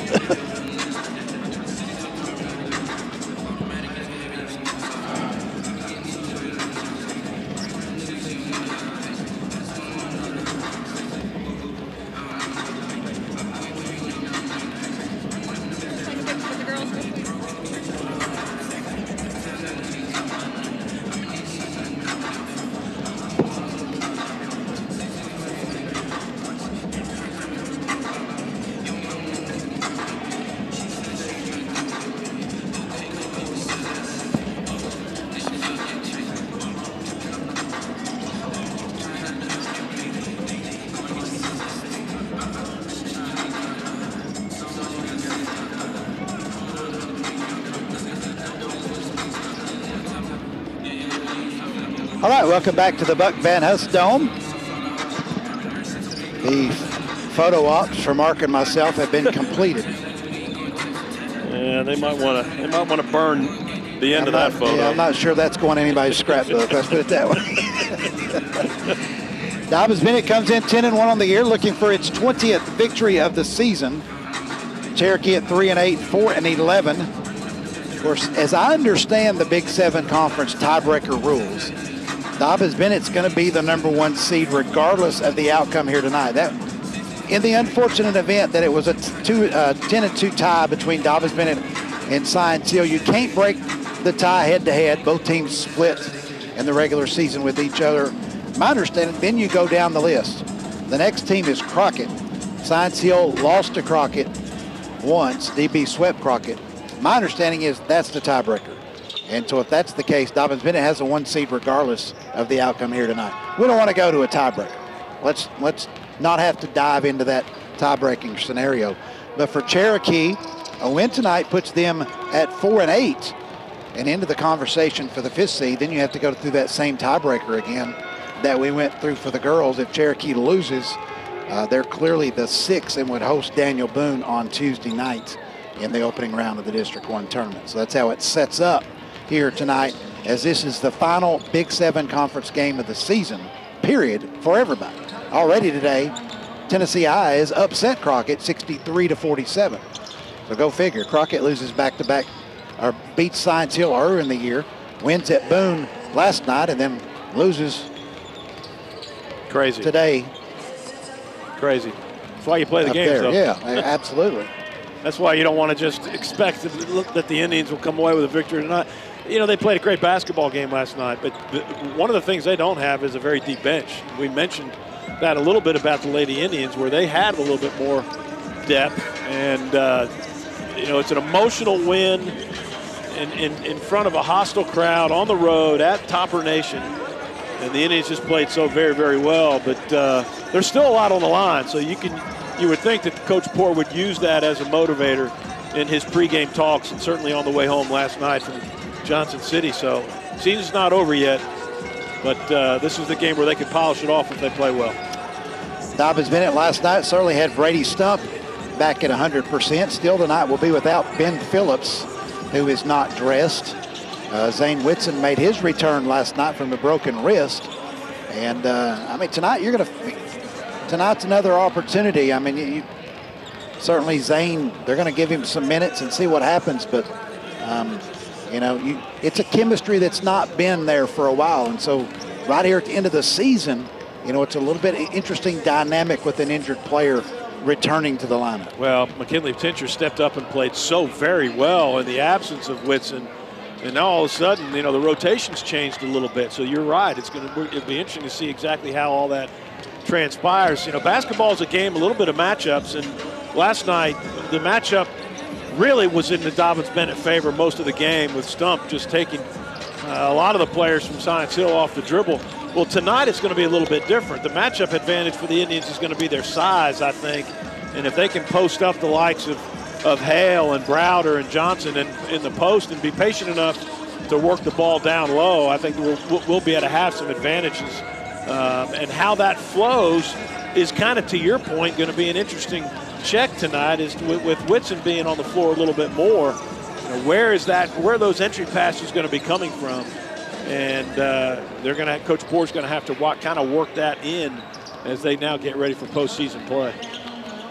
Dobyns Bennett won't have to worry about getting 7 seniors on the game like the Lady Indians did. Only 2 here tonight with Jason and Zane, and they both play a lot of minutes anyway. So the senior night's a little bit different, but I think now at this point, with all that behind them, it's really nothing different for the Indians the rest of the evening. No, it's just a matter of execution and keeping your head in it, not allowing you to get into next week, not allowing you to think about what happened last night. It's all about the moment. You know, you listen to the golfers, the really good ones, and how they talk about it all the time, how it's all about the next shot. You can't do anything about the last one. You got to stay in the moment. And that's exactly what Coach Poore has to talk to his team about, is not worrying about tomorrow, not thinking about last night, but getting the job done here against the Chiefs.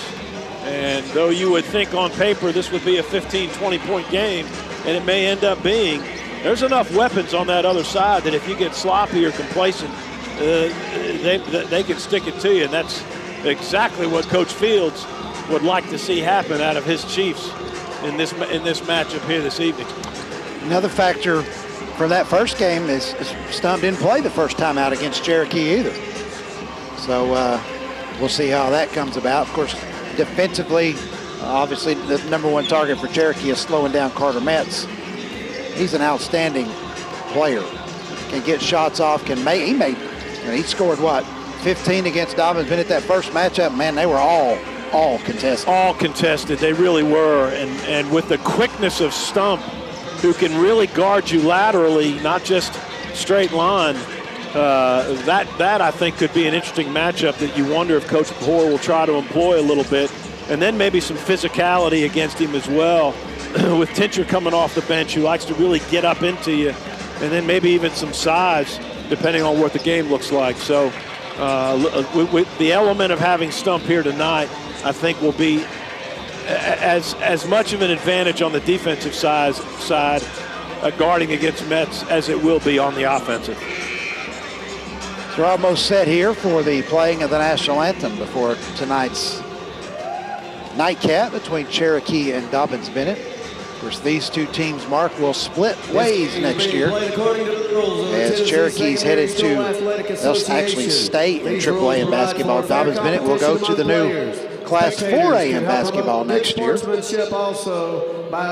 We'll also lose Volunteer and Tennessee High in that regard. We'll welcome West Ridge into Class 4A next year. It'll be a 5-team league for basketball next year. Of our national colors by the Dobyns Bennett Junior. All right, a lot of non-conference scheduled games in order to get unless you play your match, triple round robin or something. Duncan Harker. Team members which I could be in favor of, because that takes away all the tie-breaking situations. Head-to-head, somebody's going to win 2 or 3. That's right.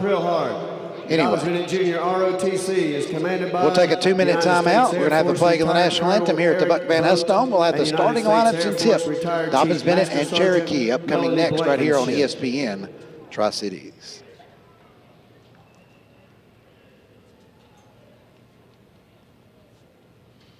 Now, please remain standing, and gentlemen, remove your caps in honor of America for the playing of our national anthem.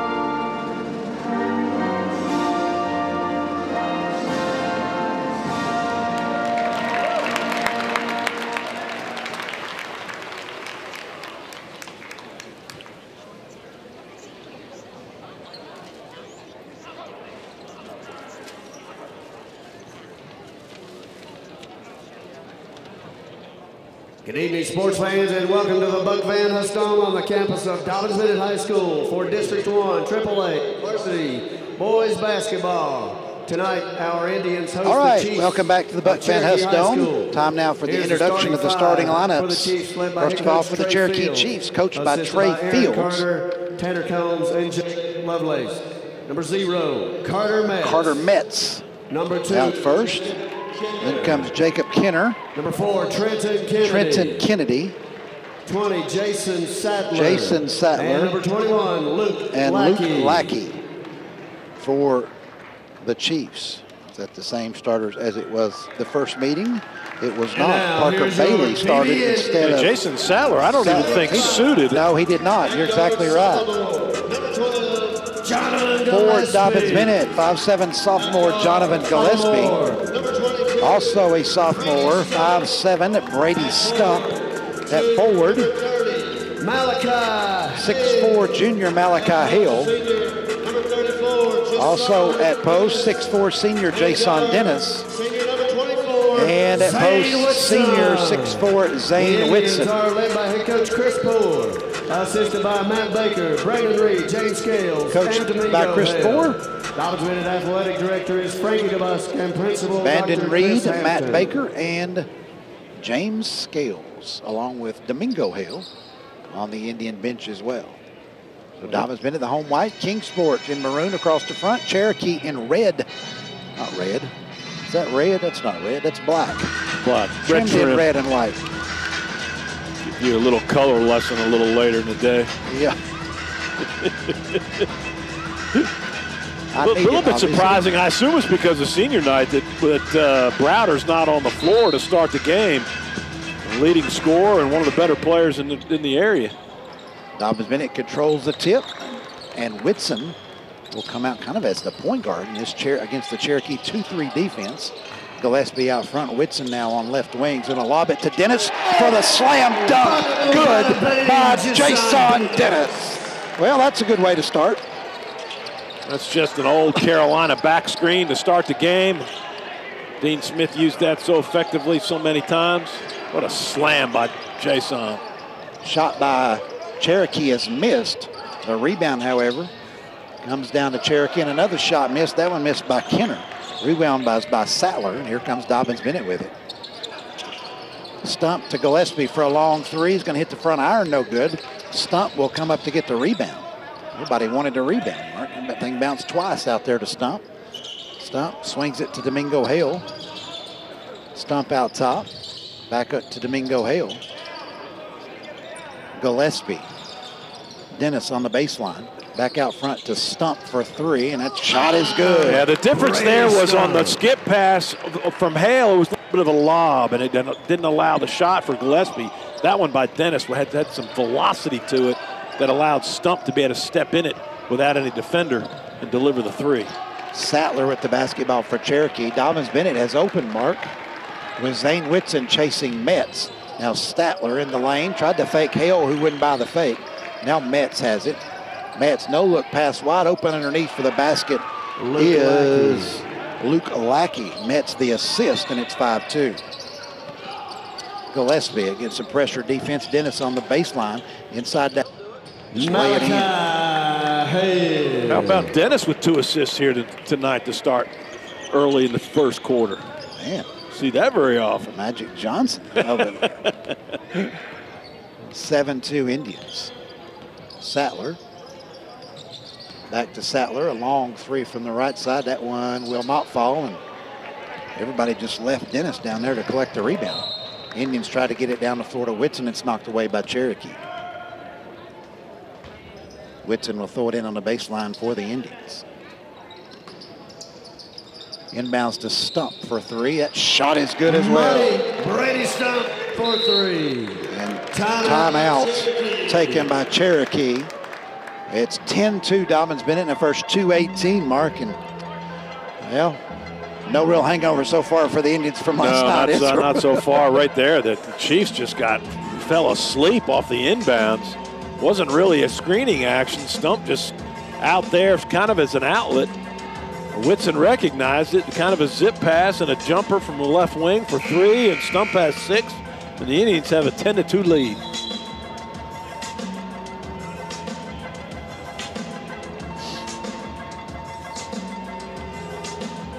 So Cherokee takes the quick timeout. Dobyns Bennett comes out with a dunk on an alley-oop to Dennis. And 2 threes by Stump and a basket by Hale. And it's quickly 10-2. Inbounds comes to Sattler. Sattler driving right. Leaves it on the curl with Kenner. Kenner matched against Gillespie. Kenner back to Sattler. Over it goes to Kennedy. Kennedy driving on Dennis, out to Metz. Metz fights his way in the lane. Again, a nice pass down to Lackey. This time he can't shoot. Sattler back to Lackey. Lackey's shot is good. Luke Lackey. Lackey with both field goals for Cherokee. And it's 10-4. Gillespie. Stump has it again. He'll lob it right side to Whitson. Whitson skip pass to Gillespie. Gillespie moves closer. 17-footer is good by Gillespie. From Whitson. 12-4. Gillespie with that little ball fake and then the penetration pull-up is really where he's effective. When he goes too deep, I think that's where he gets himself in trouble. He's a really good jump shooter. Indication of it there. Three-pointer in the corner is missed by Cherokee. On rebound, however, by Kenner. He missed that one, and Dennis clears. Malachi Hale. Indians nearly turn it over. Bart's in my way. Stump loops it down low for the basket. Good by Malachi Hale from Gillespie. Well, we talked about the matchup advantages that the Indians have with size underneath. Number 4. And that's exactly what happened there. Hale was able to collect it, draw the foul, and still finish it because of his length. You know, what's he, 6'3", 6'4", but his arm length is probably more like a 6'8" kid. Yep. And right there was an indication of how he was able to deliver that high off the glass. Parker Bailey checks in for Cherokee. Hale completes the three-point play. Jonathan Gillespie. I don't know. Gillespie can't go out and then come back in after a free throw. Got to. Well, they let him do it, but nonetheless, he went out. Tincher has entered the game, as has Jack Browder for Dobyns Bennett. Here's Metz. Metz driving left to the baseline, or to the three-point line. Shot, Metz, no good. Tipped by Hale to himself. Here comes Hale with it. Hale in the corner to Tincher. Tincher driving baseline back to Hale. Lays it off the glass, good. Baseline attacking move by Tincher. That pulled that post defender, allowing that lane to free up for Hale. It's a nice little give action there. Ginter driving through, had his shot blocked by Hale. Here's Tincher down low to Browder for another layup, good. From Tincher, Cherokee. And the Indians just coming out and exploding offensively after the finish last night. You weren't sure what kind of legs they were going to have, but I'll tell you what, 24 hours has made no difference in their ability to play and play with aggressiveness, attacking the glass on some nice dish action by the Indians. 6 assists already here in the first quarter. 2 by Whitson, 2 by Dennis, and 2 by Tincher. Indians up by 15. Gracious. What an explosion. And of course, Trey Fields, the Cherokee coach, already called one timeout. That was a 30-second. This time he needs 60.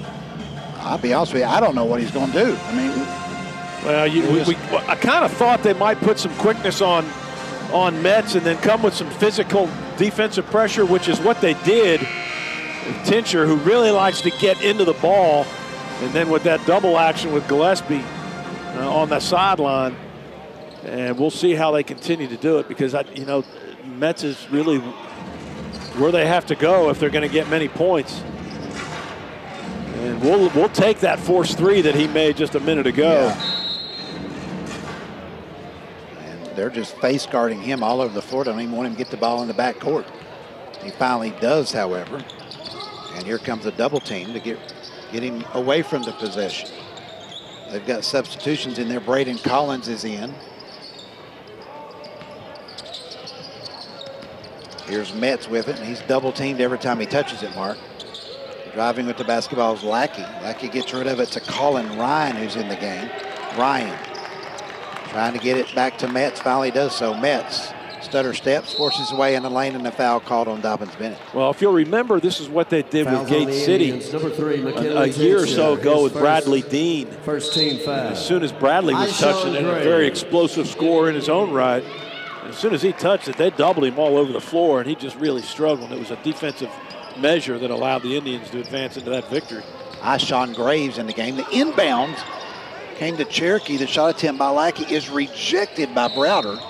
And then a charging foul will be called on Cherokee as Jason Dennis takes the harm. The foul was on Colin Ryan, his first, team first. So Dobyns Bennett has it.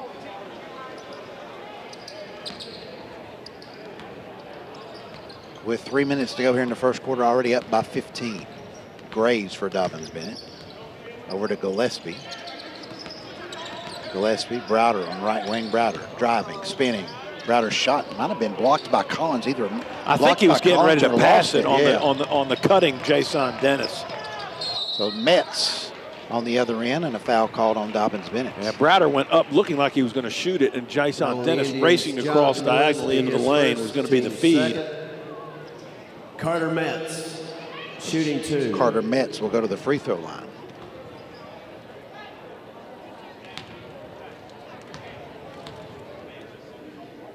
First toss by Metz is good, so he's on the board.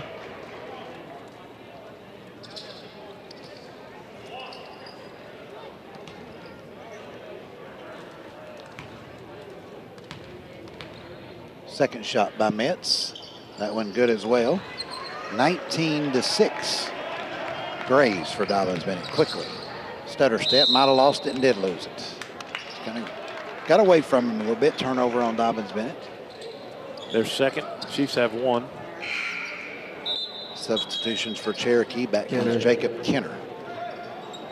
I like the tempo, though, even after that make off the free throws by the Indians, really racing it up the floor, not allowing themselves to get into any doldrums, staying aggressive on both ends. Ryan works the ball up the court against Gillespie. Now gets rid of it to Kenner. Kenner. Floating right back across the screen. Over it goes to Lackey. Ryan has it again. Ryan in the paint. This is Lackey. Collins. Great. Back to the cutting Ryan. Layup, no good. Rebound, Browder. The Indians are just going to allow them to play 4-on-4 is what they're doing. Yep. Gillespie out front. Leaves it with Tincher for 3. Yes. Downtown Tincher knocks down the 3. It's 22-6. I missed the pass there. That come from Graves? That came from Gillespie. Gillespie. Metz pulls up, shoots a tough 3. No good. Long rebound to Gillespie. Gillespie on the right side. Gillespie drives, shot short. Rebound by Ryan. Metz all the way through. Shot at Metz, no good. The foul called on Dobyns Bennett. 32, I shot. Foul on Graves, his first. Team third, and Metz back to the line. Stump.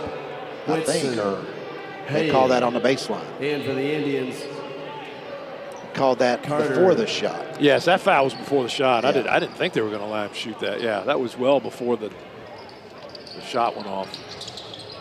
Cherokee to inbounds. They do so to Ryan. Stump has returned. Whitson has returned as well for Dobyns Bennett. They're just face guarding Metz. They're not even allowing him to get into any passing lanes whatsoever. They're going to take their chances 4-on-4. Collins back to Kenner. Kenner nowhere to go. Gets it back to Ryan. Ryan to the driving Lackey. Lackey gets it back to Collins. Lackey has it again. Finally, Metz has it. Metz double teamed. Split the double teamed and then a foul call. The double team is coming. You just can't fouls reach on one. the Indians. That's McKinley I agree, Tincher, but that's pretty good his second defense team. there. Yeah. That's just Connor Metz forcing his way Moe in for through. the I'm not Chiefs. sure there's a foul there at all. I think you just let him play on.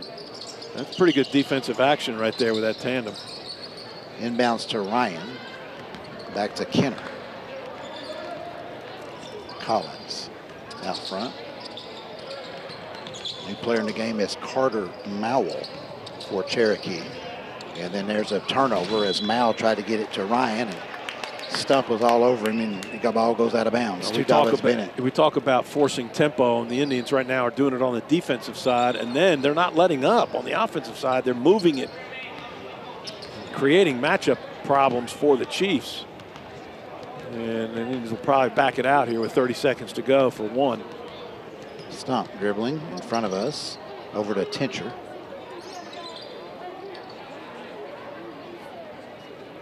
Tincher standing there holding the ball under no pressure.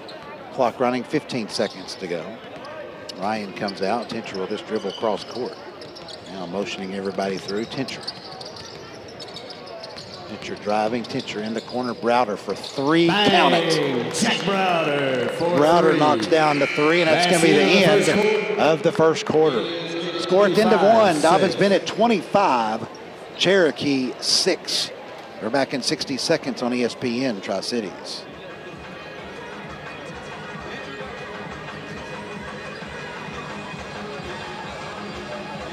Yeah, rats. What did I miss? Oh, that's what I missed.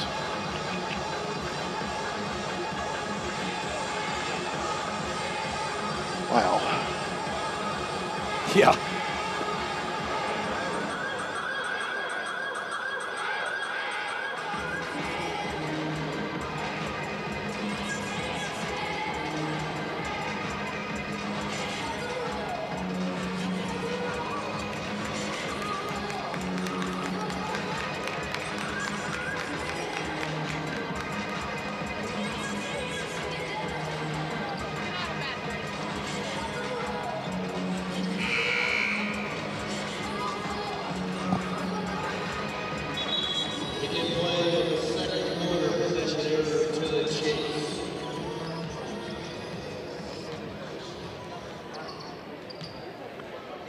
And welcome back to the Buck Van Hust Dome. Dobyns Bennett with a very impressive first quarter, Mark. 25-6. Not much went wrong that first 8 minutes. Cherokee with the basketball.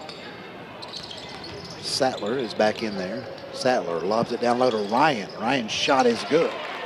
Alan Ryan. 25-8. Quickly the Indians the other way. Malachi Hale. And a blocking foul will be called on Cherokee.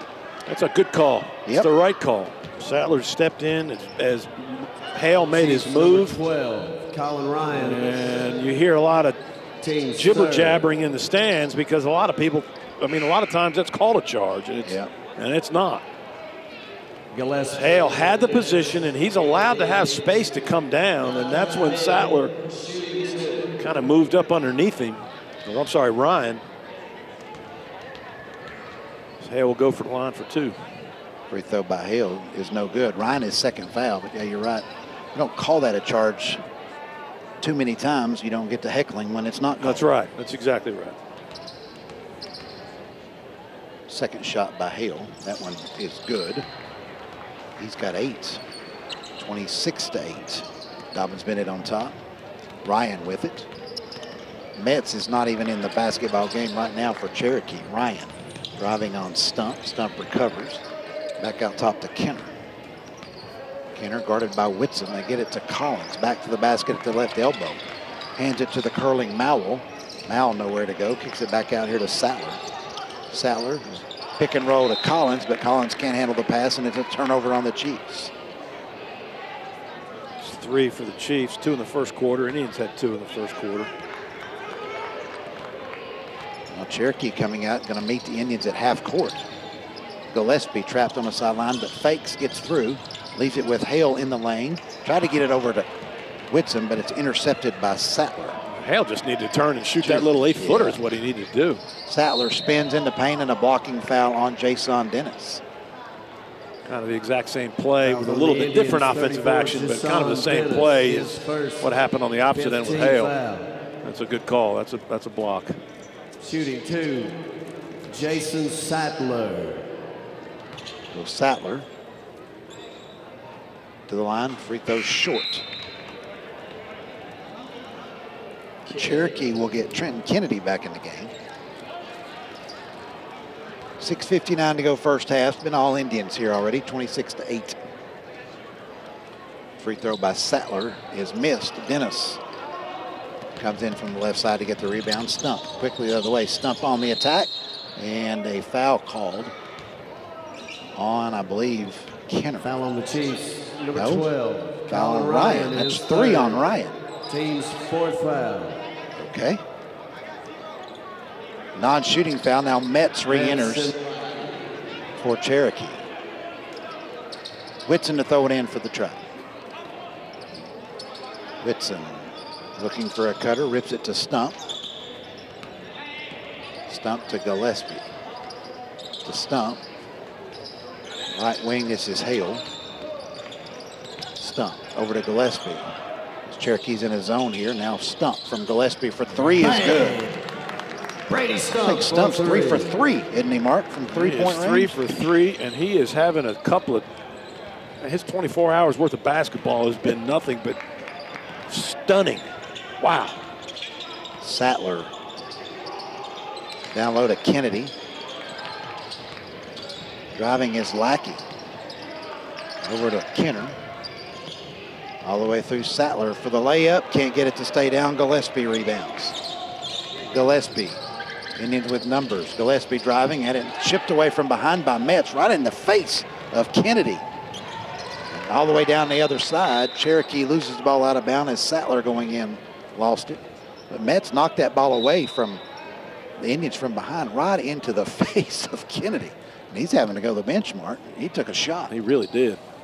Right into the nose. That doesn't feel good either. Yeah. You can see him over there grimacing and all. He's fine, but golly, anytime you get something hit in the nose, man, that is just brutally painful. Stunt will just step up and shoot a three behind the screen from Dennis. Missed it that time. Rebound by Sattler. Sattler leaves it with the trailing Kenner. Kenner's going to put it on the floor. Tried to get it on the crossover past a Mowell, but it's knocked out of bounds by the retreating Indians. And Browder in for the Indians. Tincher and Browder back in.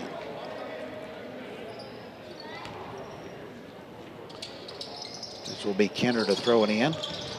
Gets it in the lane to Lackey for the back end bucket. Good. Lackey's got 6.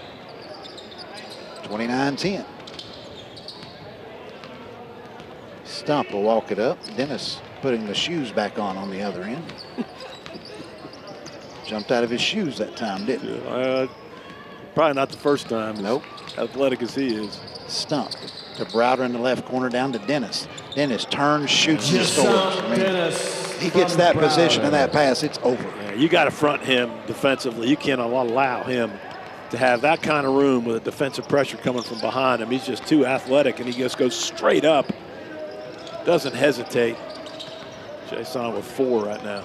31-10, Metz with it. Driving on Tincher is going to pull up and shoot a 16-footer, no good. Stump. Rebounds for Dobyns Bennett. Stump. Over to Tincher. Tincher about a 25-footer, and it's good. McKinley Tincher, 4-3. Of course, you get a lot of assists when, you know, your pass results in an easy shot for a bucket, and when you make shots, your assist totals mount. Ours are mounting because we've assisted on about every Just bucket. about everything. Just a pitch and catch right there. Yeah, I think I could get an assist out here tonight. I know somebody else could if they passed it to me. Free throw or shot missed. Kenner, Cherokee with the rebound, back to Sattler for 3. That's way off the mark. Browder rebounds for Dobyns Bennett. Browder all the way down and lost it going up, but Gillespie collects the deflection. Back to Stump.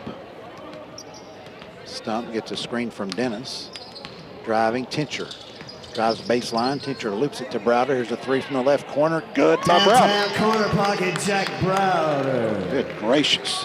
It's that baseline move that a lot of guys like. Tincher with 4 assists already to go along with 6 points. He's come off the bench and played great. Yeah. Sattler from the right corner drives in the paint, tries to fake Dennis. Dennis doesn't buy it. Muscling through the defense is Lackey, and a foul called on Dobyns Bennett. Foul on the Indians. 14, Jack Browder. Foul is on Browder. His first. Team foul number 6. Number 6 on the team. Dennis will go out. Hale returns. For the Indians. Another non-shooting foul, so Cherokee will inbounds.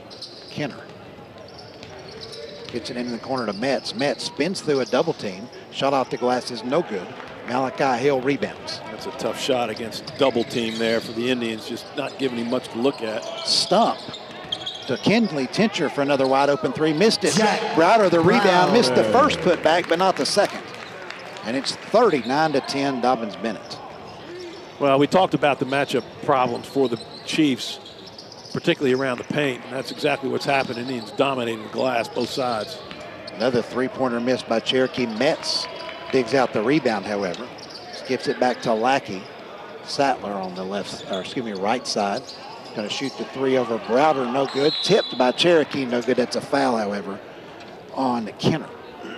Foul on the Chiefs, number 2, Jacob Kenner. His first foul. Ryan and Bailey. So 2:36, Ryan and Bailey back for Cherokee. Here comes Brady Stump for Dobyns Bennett. 2:30 to go first half. Stump.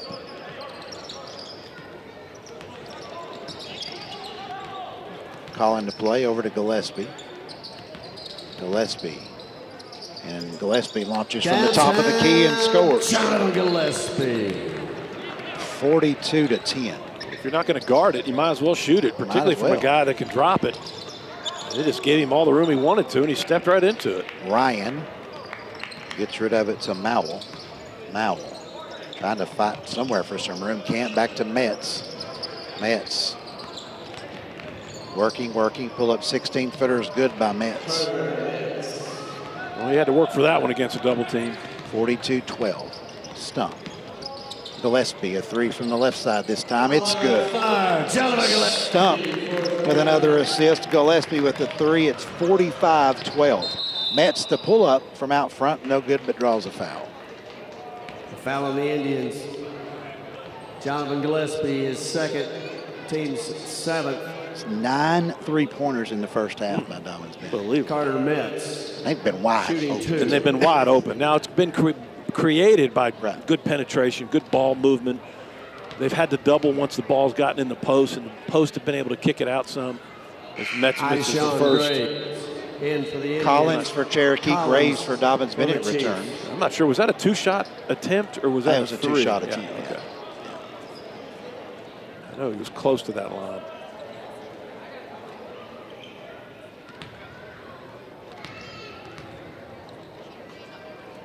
Shot by Metz is good. He's got 5.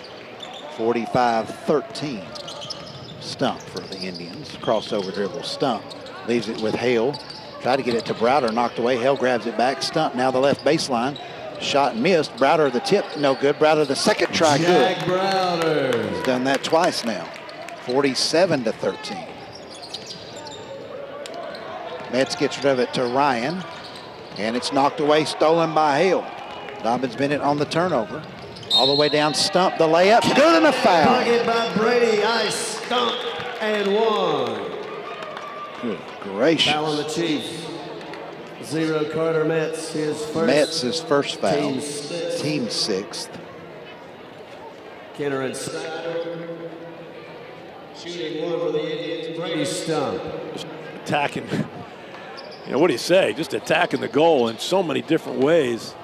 The perimeter, driving, kicking. Free throw by Stump is good. Dakari And it is Dixon. 50. No answer 13. defensively by the Chiefs, Steve. I mean, it's just, wow. And here we thought we needed to be careful about this one. This is going to end up being a runaway if it already is a runaway.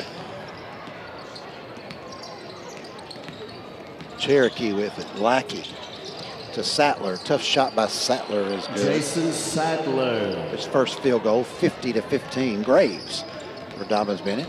Gets it to Dakari Dixon, who's in the game. Hale back to Graves. Rips it to Gillespie. Fakes left, goes right, back left. In the corner, Browder a three. That's good. Gotta be kidding me. Well, great play by Gillespie. Crossover through the legs, drew the defender. That leaves Browder wide open in the left corner to drop it. He's 3 for 3 from outside the line. Sattler driving. There's a three in the corner by Cherokee's an air ball. Hale rebounds for the Tribe. 15 seconds to go here in the half. Dixon.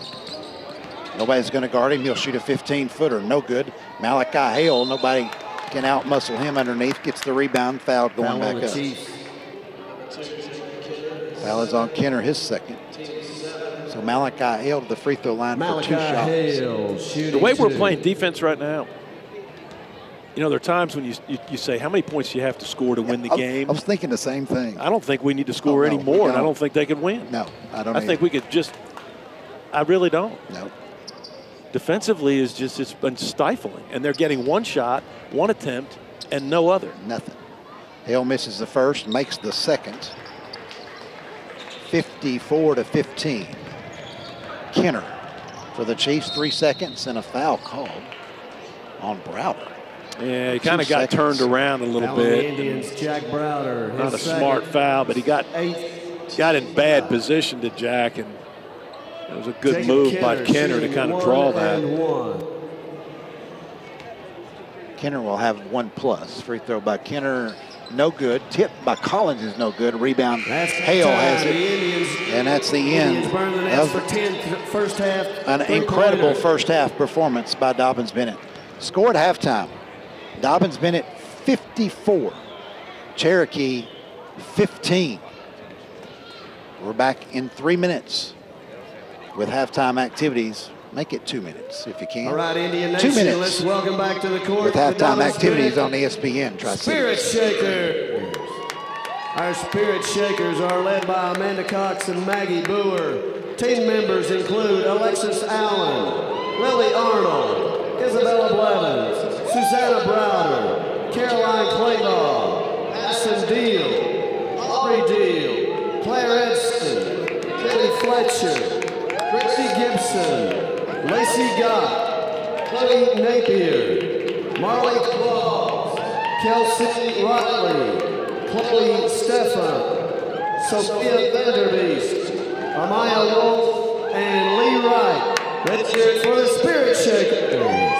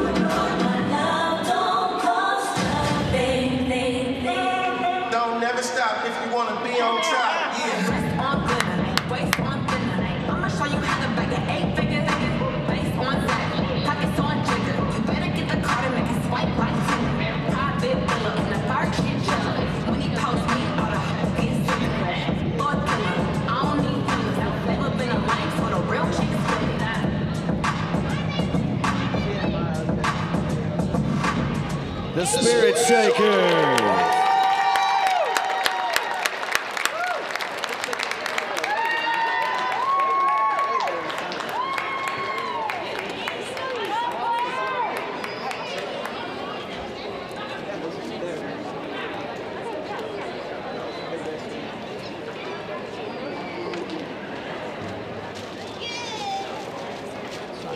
And we had about 19 or 20 points there. And I think we scored 22 tonight in the second, if I'm right. So that kind of stretched the game out for us. But again, real balanced again tonight. That was good to see. You know, we're making good decisions. I just like we're very well in sync right now. You know, even in the first quarter, we're slow to get going. We're still doing what we wanted to do and getting what we wanted. It was just a slower paced game. Jaden, again tonight, didn't always score a bunch of points. Got her in double figures tonight with 11 points. You know? Ellie was telling me there at senior night, she said, Jaden played really good tonight. I was so glad for her. I said, well, she played good all the time, but the difference was she put the ball in the bucket a couple times a night. And, you know, last year, Steve, is kind of the same thing, you know, there down the stretch, you know, tournament time, she started knocking down an occasional 3 or 2. And if we can get her, you know, she gets 3 or 4 looks a night. And if she can start giving us 1 or 2 there, and then, you know, some of her runouts, I mean, heck, she's the smallest kid on the floor, had an offensive rebound putback, just like Jabria would do. That was pretty good to see. But, no, I really like where we're at right now. We've got a good balance. We're getting good balance. Jabria got going a little bit again tonight. we're just going to keep trying to keep it going in practice and keep getting better. We're going to work on a little more pressure in the ball in our half-court defense and then playing those gaps off the ball and see if we can give some people some problems. Just talk about your 7-member senior class. They all got record. They all got time in there tonight and all contributed. And it was good to see all of them out there. It was. Tonight. You know, kids like Abby Mead, man, she brings it every day to practice. The best attitude, the kind of kid you want to represent your program on and off the court 365 days a year. And it was so good that we could get her in there and get her a little minute. She had a good moment there where she had that and one and made the free throw. The kids just love her, man. And, you know, that's what it's about. And I've told them many times, nobody's going to remember 15, 20 years plus from now how many points you scored, how many games you won. I said, you're going to remember the relationships. And, you know, that's what's important. That's what's important. And so this senior class has been very special, as all of them are. You know, they've helped us sustain and continue to build a positive culture. You know, they do things right on and off the court.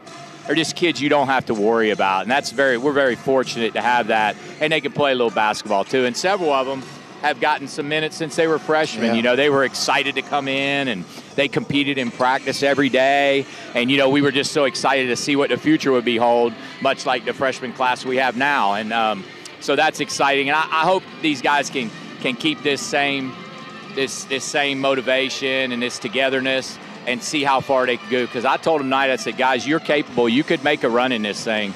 And I said, if you thought it felt good last night, I said, go out there and win you a district championship next Friday. We've only done it once, and I was part of it. And I'm going to tell you, it's about 3 times as good as that was last night.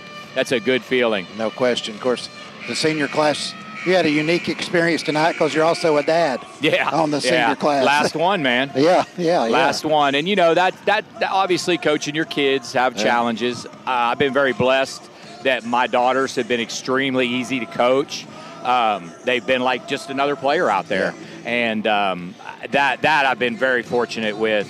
I've just been able to coach them like anybody else. And we've tried very hard that with both of them, Meg and Ellie, that when we leave the dome, we don't talk a lot of basketball at home. You know, and if I have to talk to them about things, I've always tried to do it at the gym just like I would any other kid.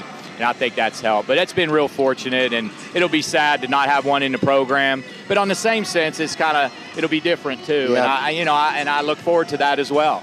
Good deal. Well, Coach, congratulations. Thank you. Get some work done. We'll be right back here Thursday for the semifinals. That's right. Against somebody. We'll figure that out later. Thanks, Steve. All right, Coach. Appreciate you. Coach Bill Francis comments after the Lady Indians win earlier tonight, 56-22 over Cherokee. And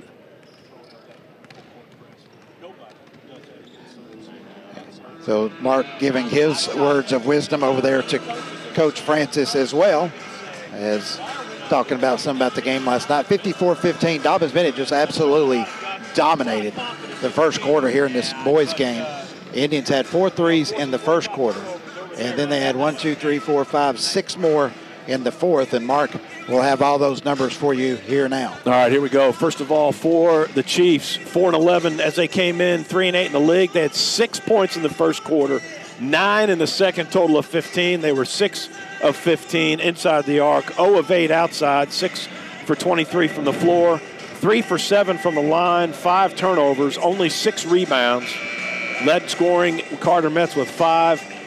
Luke Lackey had 6, Carter Metz with 5. 2 each by Ryan and by Sattler for their 15. For the Indians, 25 in the first, 29 in the second, 10 for 14 inside the arc, 10 for 13 outside, 20 for 27 from the floor. My word.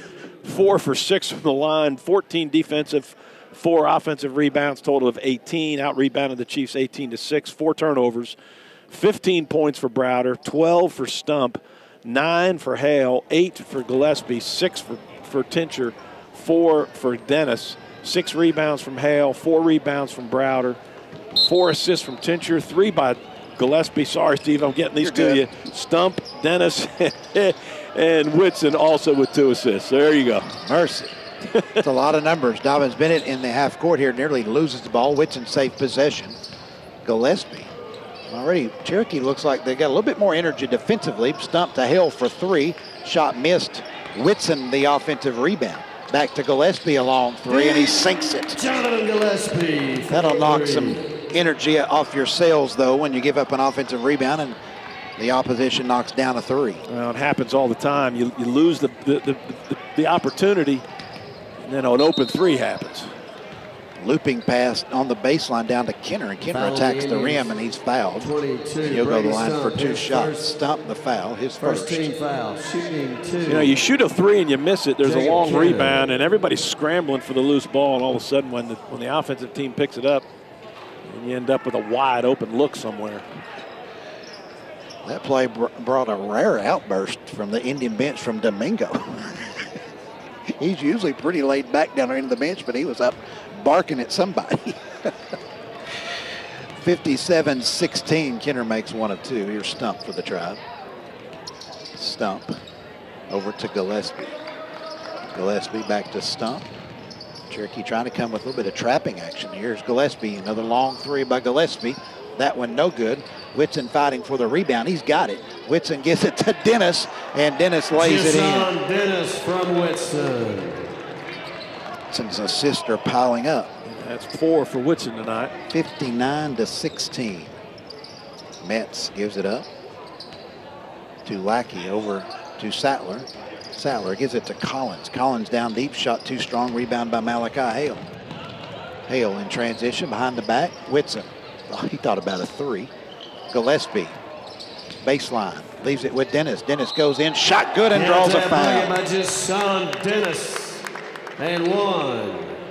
The foul's on the Chiefs.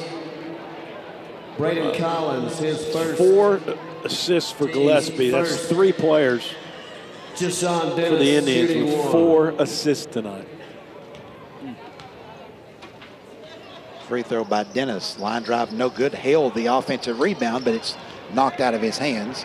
And here comes Cherokee, and they just lose it going the other way. Tried a little crossover dribble. Did Sattler and just dribbled it away. Here comes Dobyns Bennett. Gillespie with it. Gillespie.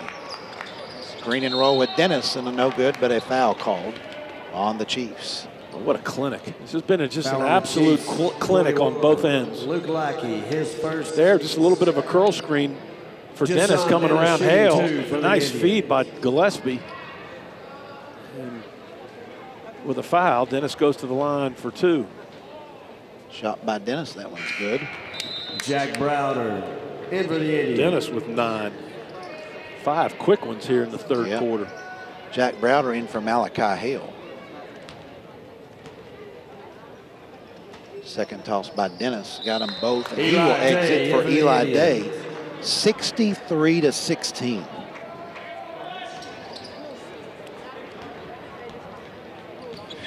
Wow.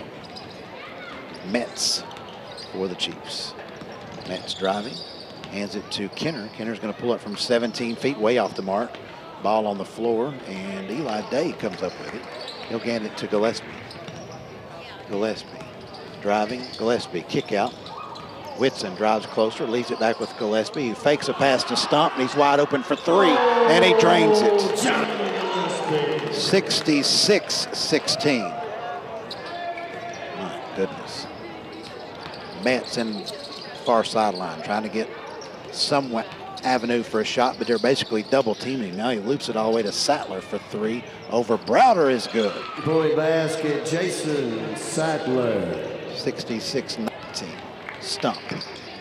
Stump attacking, and a big collision in the lane. What's the call? Stump went up and then Foul on turned and Chiefs looped 20, it back to Jason Whitson, and he Sattler. got blasted. Team's Good third. recognition foul there, Kelly even though there Teacher wasn't a shot in for the attempt. Indians, Sean I'm not sure who it was Graves, on. I guess they gave it to Sattler. Bailey and McLean for the Chiefs. Sean Graves, McKinley Tincher in for Dobyns Bennett. Whitson to throw it in. Whitson out to Graves, back to Tincher. Tincher motioning Graves through. Whitson to Day. Day's shot is rejected by Collins.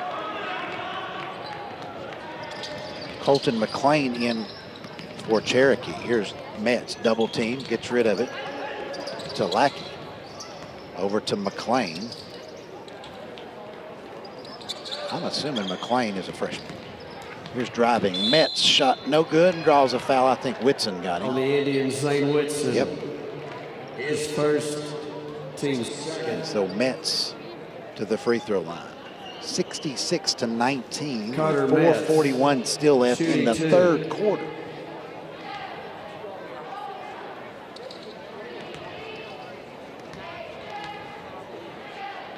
Free throw by Metz. No good. Chapel Head. Chapel In for Head the in for Indians. Dobyns Bennett.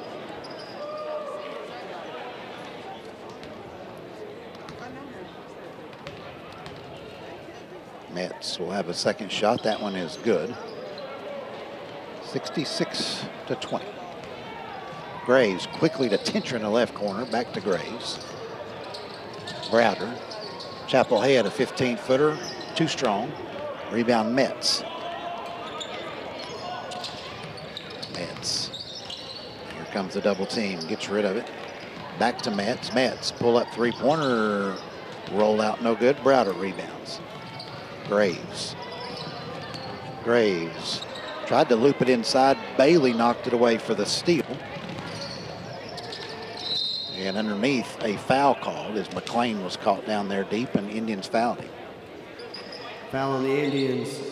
Foul is on Ashawn Graves, his second. Sattler back in for Cherokee. Metz will take a break. You can just tell his body language. He's about had enough. Yeah. I mean, Bailey to throw it in for Cherokee. Sattler off the screen. Spinning on Tincher to the baseline. Pull up 10-footer, no good. Eli Day, the rebound for the Tribe to Graves. Graves, Chapel Head, left quarter, back to Graves. Over to Tincher. Tincher to Graves. Tincher will launch a three from the right side. It's good. Bang, Graves the assist. for Tincher, three. the 13th three-pointer of the game for Dobyns Bennett. Yeah, when he gets his feet set, that's when he's at his best. Not so much off the dribble, but on the catch and shoot. It might have been a walk. Yeah, well, it might have been nothing. It was. That was a Foul on the 49-point Indians. lead. We're going to His third, look away team's from fourth. that. Here's Bailey to the line as Graves called for the third foul. We should have a moving clock, shouldn't we? It's only in the fourth quarter. Only in the fourth quarter Yep. now. Okay. Free throw by Bailey is good. That's something they changed? Malachi No, has it always been in Hale. that? Yeah. Fourth quarter only? Football, for some reason, it's 35 points in the third Regardless, quarter. okay. Yeah. Free throw by Bailey. Both of them are good, and it's 69-22. Hale has returned, inbounds to Graves. Graves, Tincher. Hale in the paint, kick out to Head, down low to Day. Day on the right block, shot by Day, won't go, tip, no good.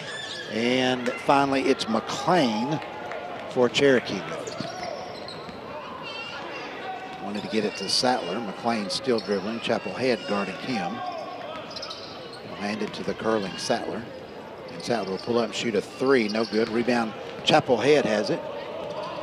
Head all the way through, pass to Tincher for the layup, Tincher good. from Head. Tincher with 11, and it's 71-22. Here's Bailey against Hale. We got 6 guys in double figures. Do we really already? Yeah, already. Oh my gracious. McLean driving, spinning on Head, shot by McLean, no good. Collins comes in and rips around the rebound. He's trapped underneath and gets it out here, and it's saved by Bailey. Bailey on the attack, and Graves just tied him up. I think they called a foul on Graves. Looked like pretty good defense. Yeah, on I Mark. kind of got blocked off by the official here that was right in front of me. That's 4 on Ishaw. Yeah. Dakari Dixon. Dakari Dixon in for Graves. And a bunch of folks in for Cherokee as well, including Metz. Also, Connor Mowell. Inbounding will be Kennedy into Sattler for three, no good. The rebound is tipped out of bounds by Cherokee to Dobyns Bennett. 71-22. With 2:20 still to go here in quarter number 3. Hale inbounds to Graves. Graves, Dixon. Dixon over to Chapel Head. Malachi Hale. Hale attacking. Double team, gets it in the corner to Graves. They swing it to, to Head. Now to Graves, now Dixon. Dixon. Bounce pass to Day. Day. Defense collapse. They swing it back out to Dixon. Now Graves. Try to get it in there to to Hale, but it's knocked out away by Metz. If Eli Day puts a little strength on him, he really has some basketball low post moves. I mean, he understands the position. Just needs to be a little stronger. I'm not sure what year is he in school. I'm going to say a sophomore. Yeah, I was going to say he's got some game ahead of him, and he really works down the low post pretty well, and he blocks out. Malachi Hale, the dish to Head. The three-pointer by Head is an air ball, but Day with the rebound. Driving is Dixon. Dixon's shot no good. Day, the rebound, his shot is blocked by Mowell. Indians still have it with Dixon. Graves driving. Kick out to Head. Head to Hale. Over to Dixon. Dixon. Chapel Head.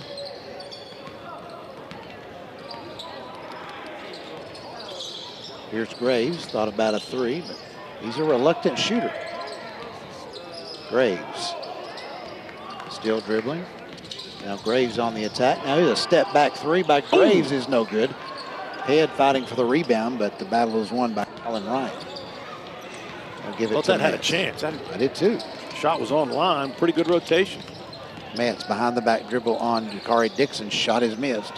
Rebound by Graves. Graves quickly the other way. Going to take it all the way through the paint. All the way through. Left hand switch over. Layup is good. I don't think they're going to count it though. That was on Metz a hold. His second. And they called that before the shot. foul. What a pretty move by That Graves. was a pretty move. Oh, they did not give it to him. No, I they thought did not. They did. Okay. Thought the ref came out there and gave it the old 1-2. Yeah. Should have. Yeah. Hale driving. Pull up jump hook is short. Rebound Metz. Metz with the basketball is Kenner. Kenner to Mowell. Mowell down low to Ryan. Ryan will shoot it over Graves and score. Colin Ryan. 71-24.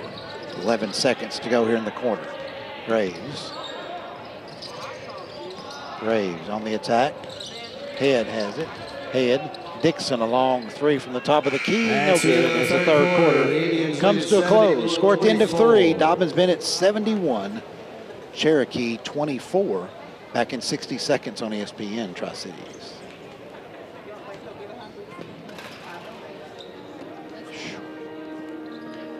I knew the only way we weren't going to score 100 is if he had to start at 7, which we should have done. It's okay.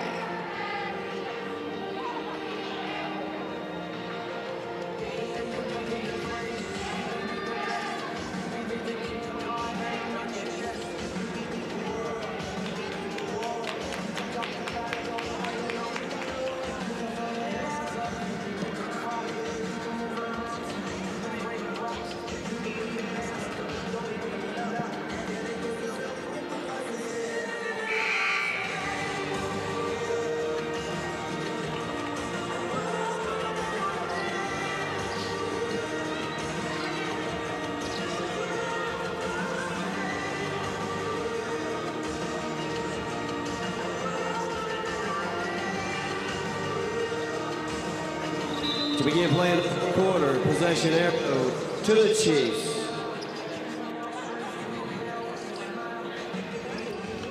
All right, welcome back to the Buck Van Hust Dome. We start quarter number 4. Indians on top. We'll have a continuous clock here in the final period. Metz out top to around 17-footer, no good. Rebound will be Chapel Head. Head, Graves, Dixon, Day, and Hale for the Indians. Graves gives it up, tried to get it to Head. It's stolen away by Kenner. Kenner's going to take it all the way down for the buckets. Jacob Kenner. That is Jacob Kenner's first basket tonight. 71-26. Dixon driving. Head in the right corner. Hale has it. Up front. Hale ball on the floor. Hale out to Head. Dixon. Graves.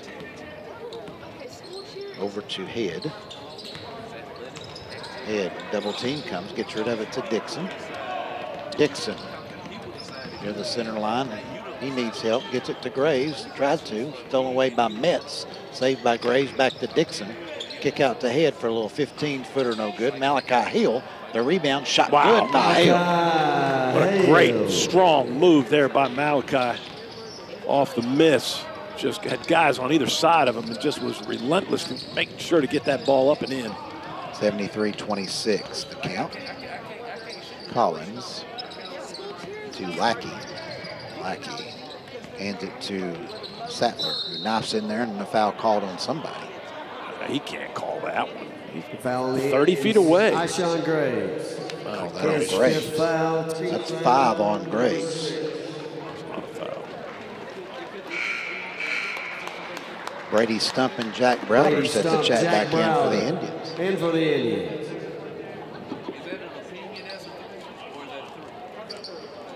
Everybody that scored for Dobyns Bennett's in double figures, Mark. Metz, what a tough shot by Metz. It's good. Yeah, really nice the way he got his shoulders square on that as he pulled up. Kind of going diagonally. Stump to Chapel Head for 3.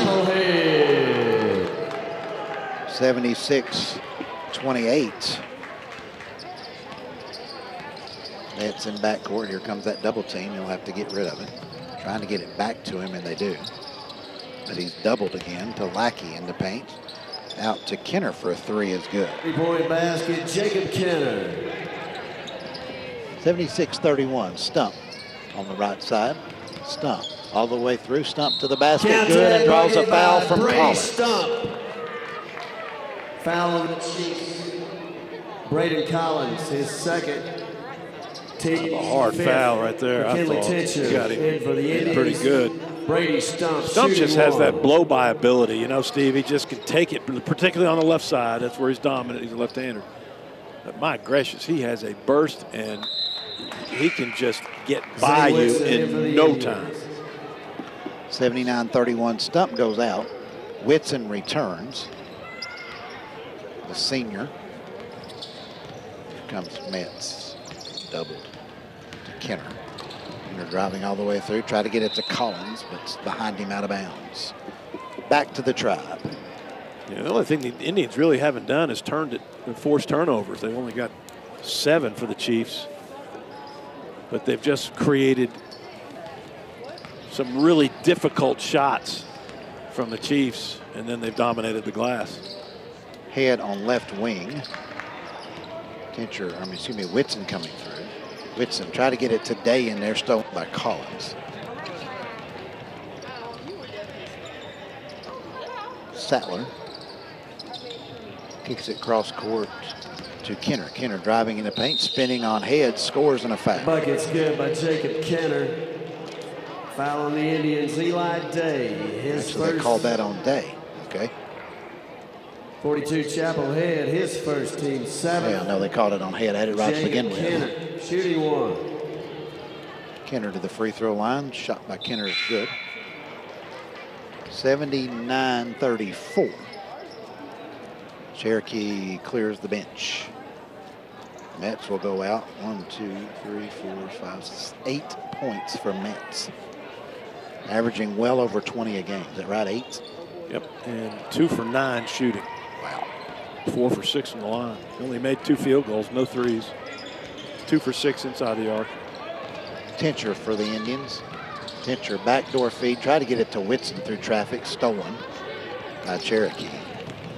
Chiefs all the way down. Shot is missed by Bailey, but he's fouled. And to the line will be Bailey. Foul on the Indians. Chapel Head, his second. 8th team foul. Parker Bailey. Chiefs. For a continuous clock, Mark, this fourth quarter's creeping along. Well, it stops at the free throws. That's part of the problem. There's been a lot of foul shots here recently. Senior Jason Dennis back in for Dobyns Bennett. Out will go Browder. Browder's had a good night. 3 for 3 outside the arc, 3 for 5 inside, 15 points. Hadn't scored in the second half, but he made his presence known when they needed to put the lead.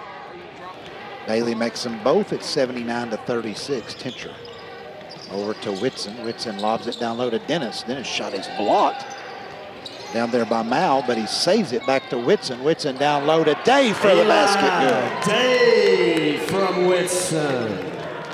81-36.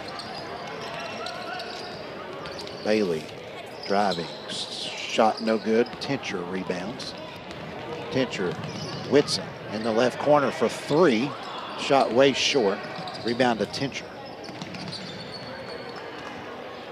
Tincher to Head. Swings it to Whitson. Lobs it down low to Day. Day turns, shoots, misses a shot. Dennis the rebound. Kicks it back out to Tincher for a 3. Good. Downtown McKinley. Gracious. 84-36. Lobs it underneath. Bailey did for somebody. Goes out of bounds. Malachi Hill returning for Dobyns Bennett, I think. At some point. We'll see. Not yet. Inbounds to Whitson. Whitson. Tincher. Whitson. He'll shoot the 3 from the left side. That's way short. Gets his own rebound, however. 15-footer by Whitson. That's short as well. Rebound to Cherokee.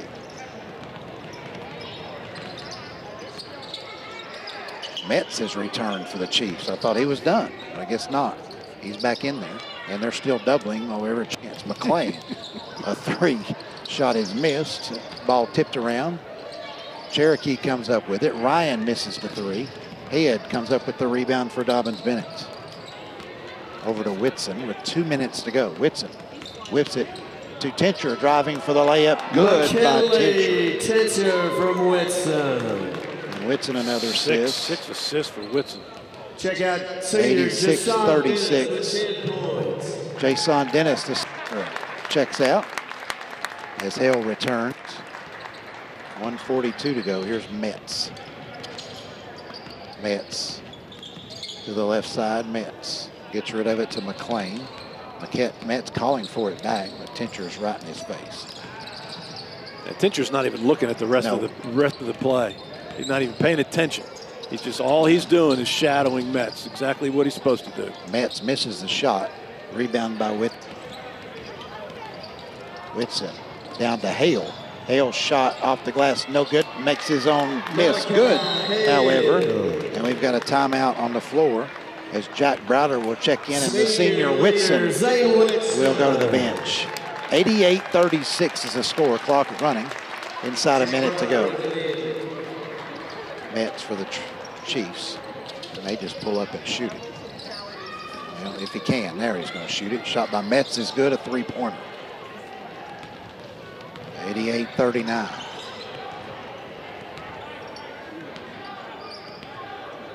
Tincher for the Indians over to Browder.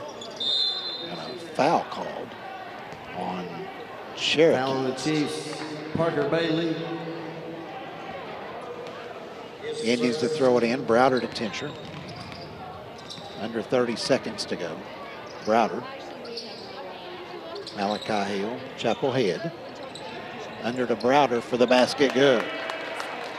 Browder. Indians 90-39. Metz 11 seconds. McClain driving through. McClain's shot is blocked by Browder. Rebound by Browder. And that's going to be it. 3 seconds, 2 seconds, 1 second. And that's the basketball game. Dobyns Bennett, an absolutely dominating performance, secures the Big 7 Conference Championship outright in resounding fashion. Final score, Dobyns Bennett 90, Cherokee 39. We're back in 2 minutes on ESPN Tri-Cities.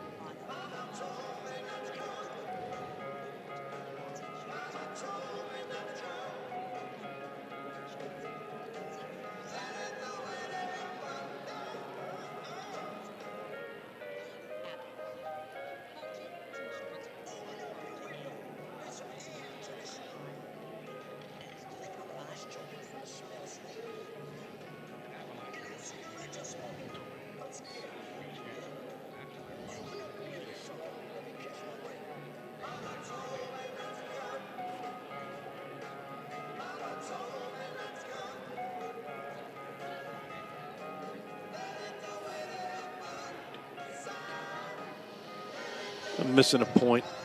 For who? Us? How many free throws did Kenner have? Kenner, I had 2 for 4. Is that right? Yep, 3 for 3 for Bailey, or 3 for 4. 3 for 4 for Bailey. Metz 4 for 6. Yep. Anybody else make a free throw? No, I must have missed one. We both must have missed Well, one. somebody made a 3 then, and I put it down as a 2.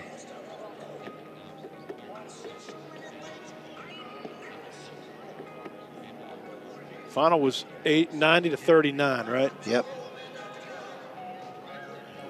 All right, welcome back to the Buck Van Hustome. Dobyns Bennett opened the game with an alley-oop lob from Whitson to Jason Dennis, senior to senior, for a two-hand slam dunk, and it was on, boys and girls. Final score was 90-39. Dobyns Bennett was just never challenged. It was 22-6 after one quarter, 54-15 at halftime. And the only question really was, how many points would Dobyns Bennett eventually end up with? Finished with 90, and Cherokee with only 39 in the basketball game. And Dobyns Bennett secures, without tiebreak, the #1 seed in next week's District 1 AAA tournament. The Tribe will have the home floor throughout, and they will open with the game on Thursday evening. And I meant to ask Bill Francis about the times of those games, and now both teams will play on Thursday. It may be a 6 and 7:30 deal on Thursday night in the semifinals here at the Buck Van Hustome. So we'll see how it all shakes out. But the Indians win it. 20th victory of the year for Dobyns Bennett, too. That's always a significant milestone for any high school basketball team. 20-4 are Dobyns Bennett as they dominated here over Cherokee. So the Indians will await and see how the tournament plays out prior to Thursday's semifinals. And we'll see, Indians will play the winner of the 4-5 game. We know that for sure. Winner of the 4-5 game.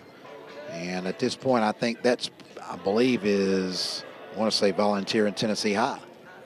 So we shall see. Mark Halverson gives me the thumbs up, which means only one thing. We have He's got finally numbers. done, and I can stop talking.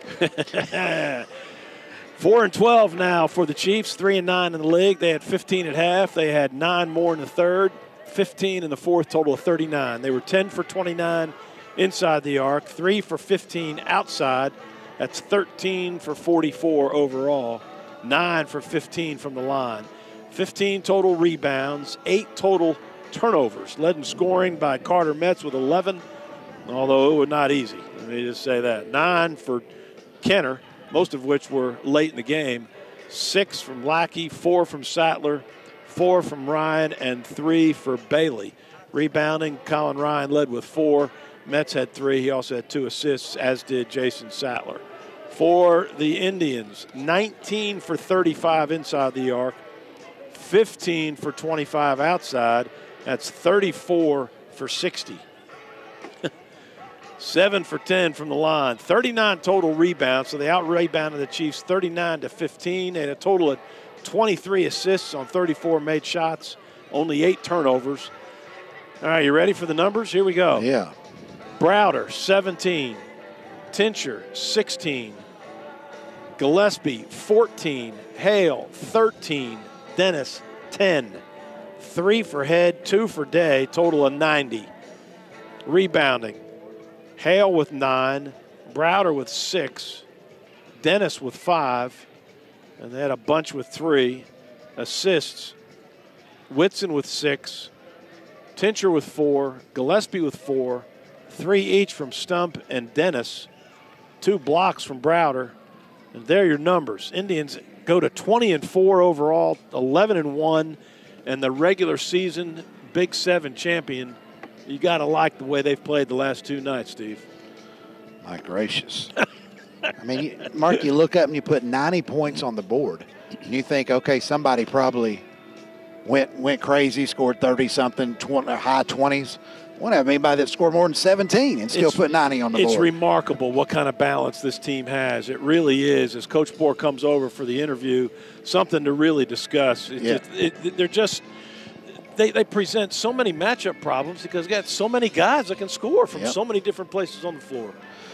All right, Coach Chris Poor is here courtside, and Coach, after that dominating performance, I don't really know what to. I'm going to let Mark ask something. Mark, you want to ask something?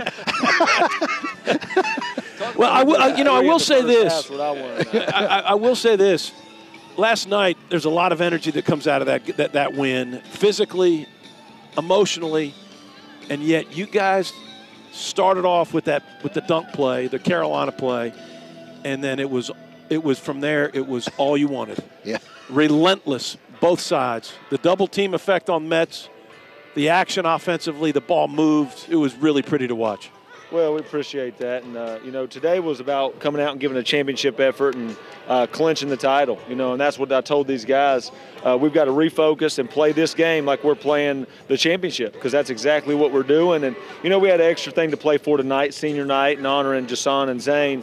And, we went back to a play we ran a lot last year, and we haven't done it this year. It takes a little bit of an ability to throw the ball where somebody can catch it, Jason to go get it. So Jason's getting his legs back, and Zane's back in the lineup. So it worked out perfect that it happened on senior night. But that's just, that brings energy to any team. And, these guys, the biggest message on offense was moving the ball. And, when we do that, you involve other people, and everybody on your team has an opportunity to contribute, and that's what we saw tonight, a very unselfish display of moving the ball. And it paid off because we made shots, made them at a high clip. Made 10 of 13 from 3 in the first half. Oh, my goodness. Well, I think James has 9 for 10, so halftime we're trying to figure out who missed the shot, and we were getting after him pretty hard. So, it's just the message. Whether you make the shot or not, you want to move the ball. You want to take good shots, and, it's easy for a good shooter, especially in a game like this, to get selfish, to get silly, or to shoot shots that really aren't, looking for somebody else. And I thought we did a good job for the most of the night doing that. You had 6 players in double figures. Nobody more than 17 on a night that you put 90 on the board. And that's been awesome. It is awesome. That's awesome. Exactly right. But that's been this team all year long. That just exemplifies that's our strength. Our strength is the number of people we have on the floor that can do their job and do it extremely well. Tonight we had an exceptional night shooting. And, you got to see it a little bit more clearly. But to our guys, that's what we continually preach. Not one player in this locker room can go out and win a game for us. But with all our guys working together, we can be pretty doggone good. So we want to continue to build on this and use this as motivation for the future. Let's talk some about your defense on Mets every time.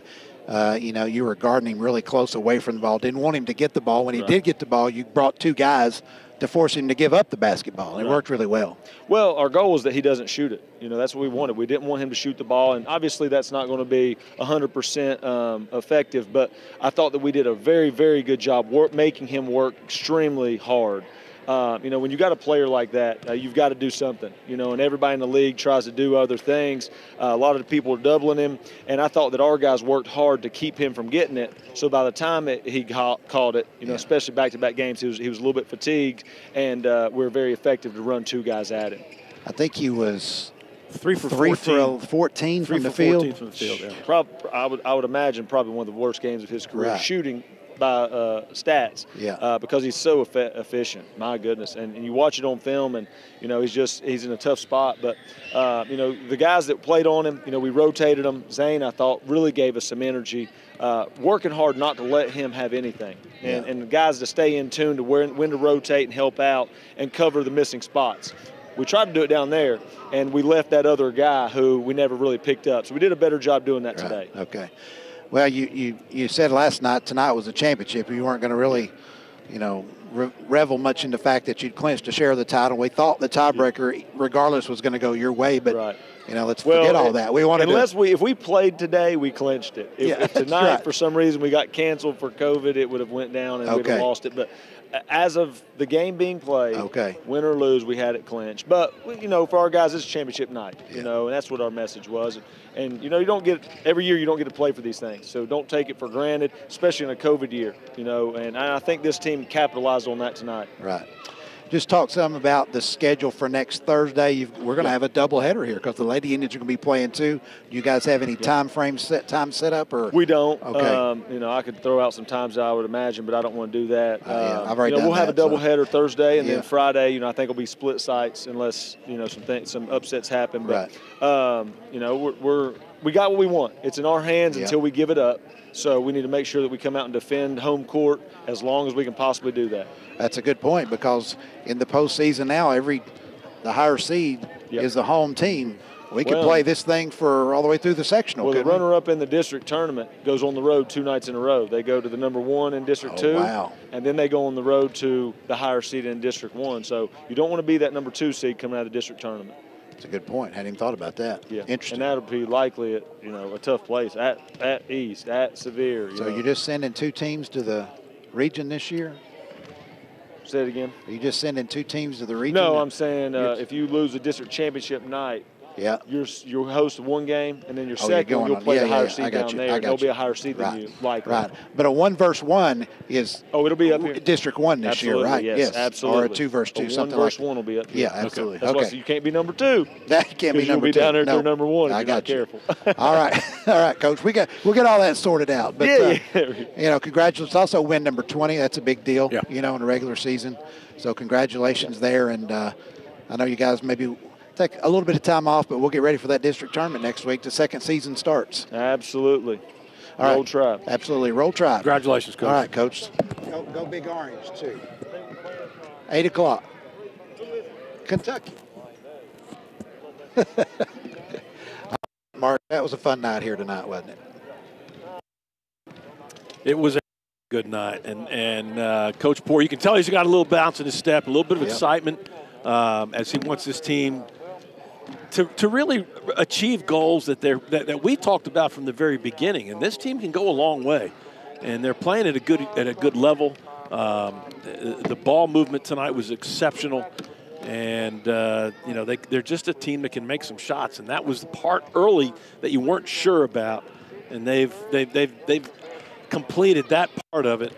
And I'll tell you, this has got a chance to be an exciting next couple of weeks. Absolutely. All right, enjoyed it. We'll be back here Thursday night at some point for a doubleheader semifinal night with the Lady Indians and the Indians. Lady Indians win at 56-22. The Indian boys follow with a 90-39 win over the Chiefs. For Scott Stevens, who is battling it back at the studio, appreciate you mustering through. He's not on the top of his game, doesn't feel great, but appreciate him coming in and helping us with the production. Appreciate Mark as always, and appreciate all Indian fans that were watching and listening tonight, either on the live stream or via ESPN Tri-Cities. That'll do it from Dobyns Bennett High School. Thanks for listening. This has been Dobyns Bennett Lady Indian and Indian basketball, and your true home for all Dobyns Bennett sports since 1942. We are ESPN Tri-Cities. Good night and Roll Tribe.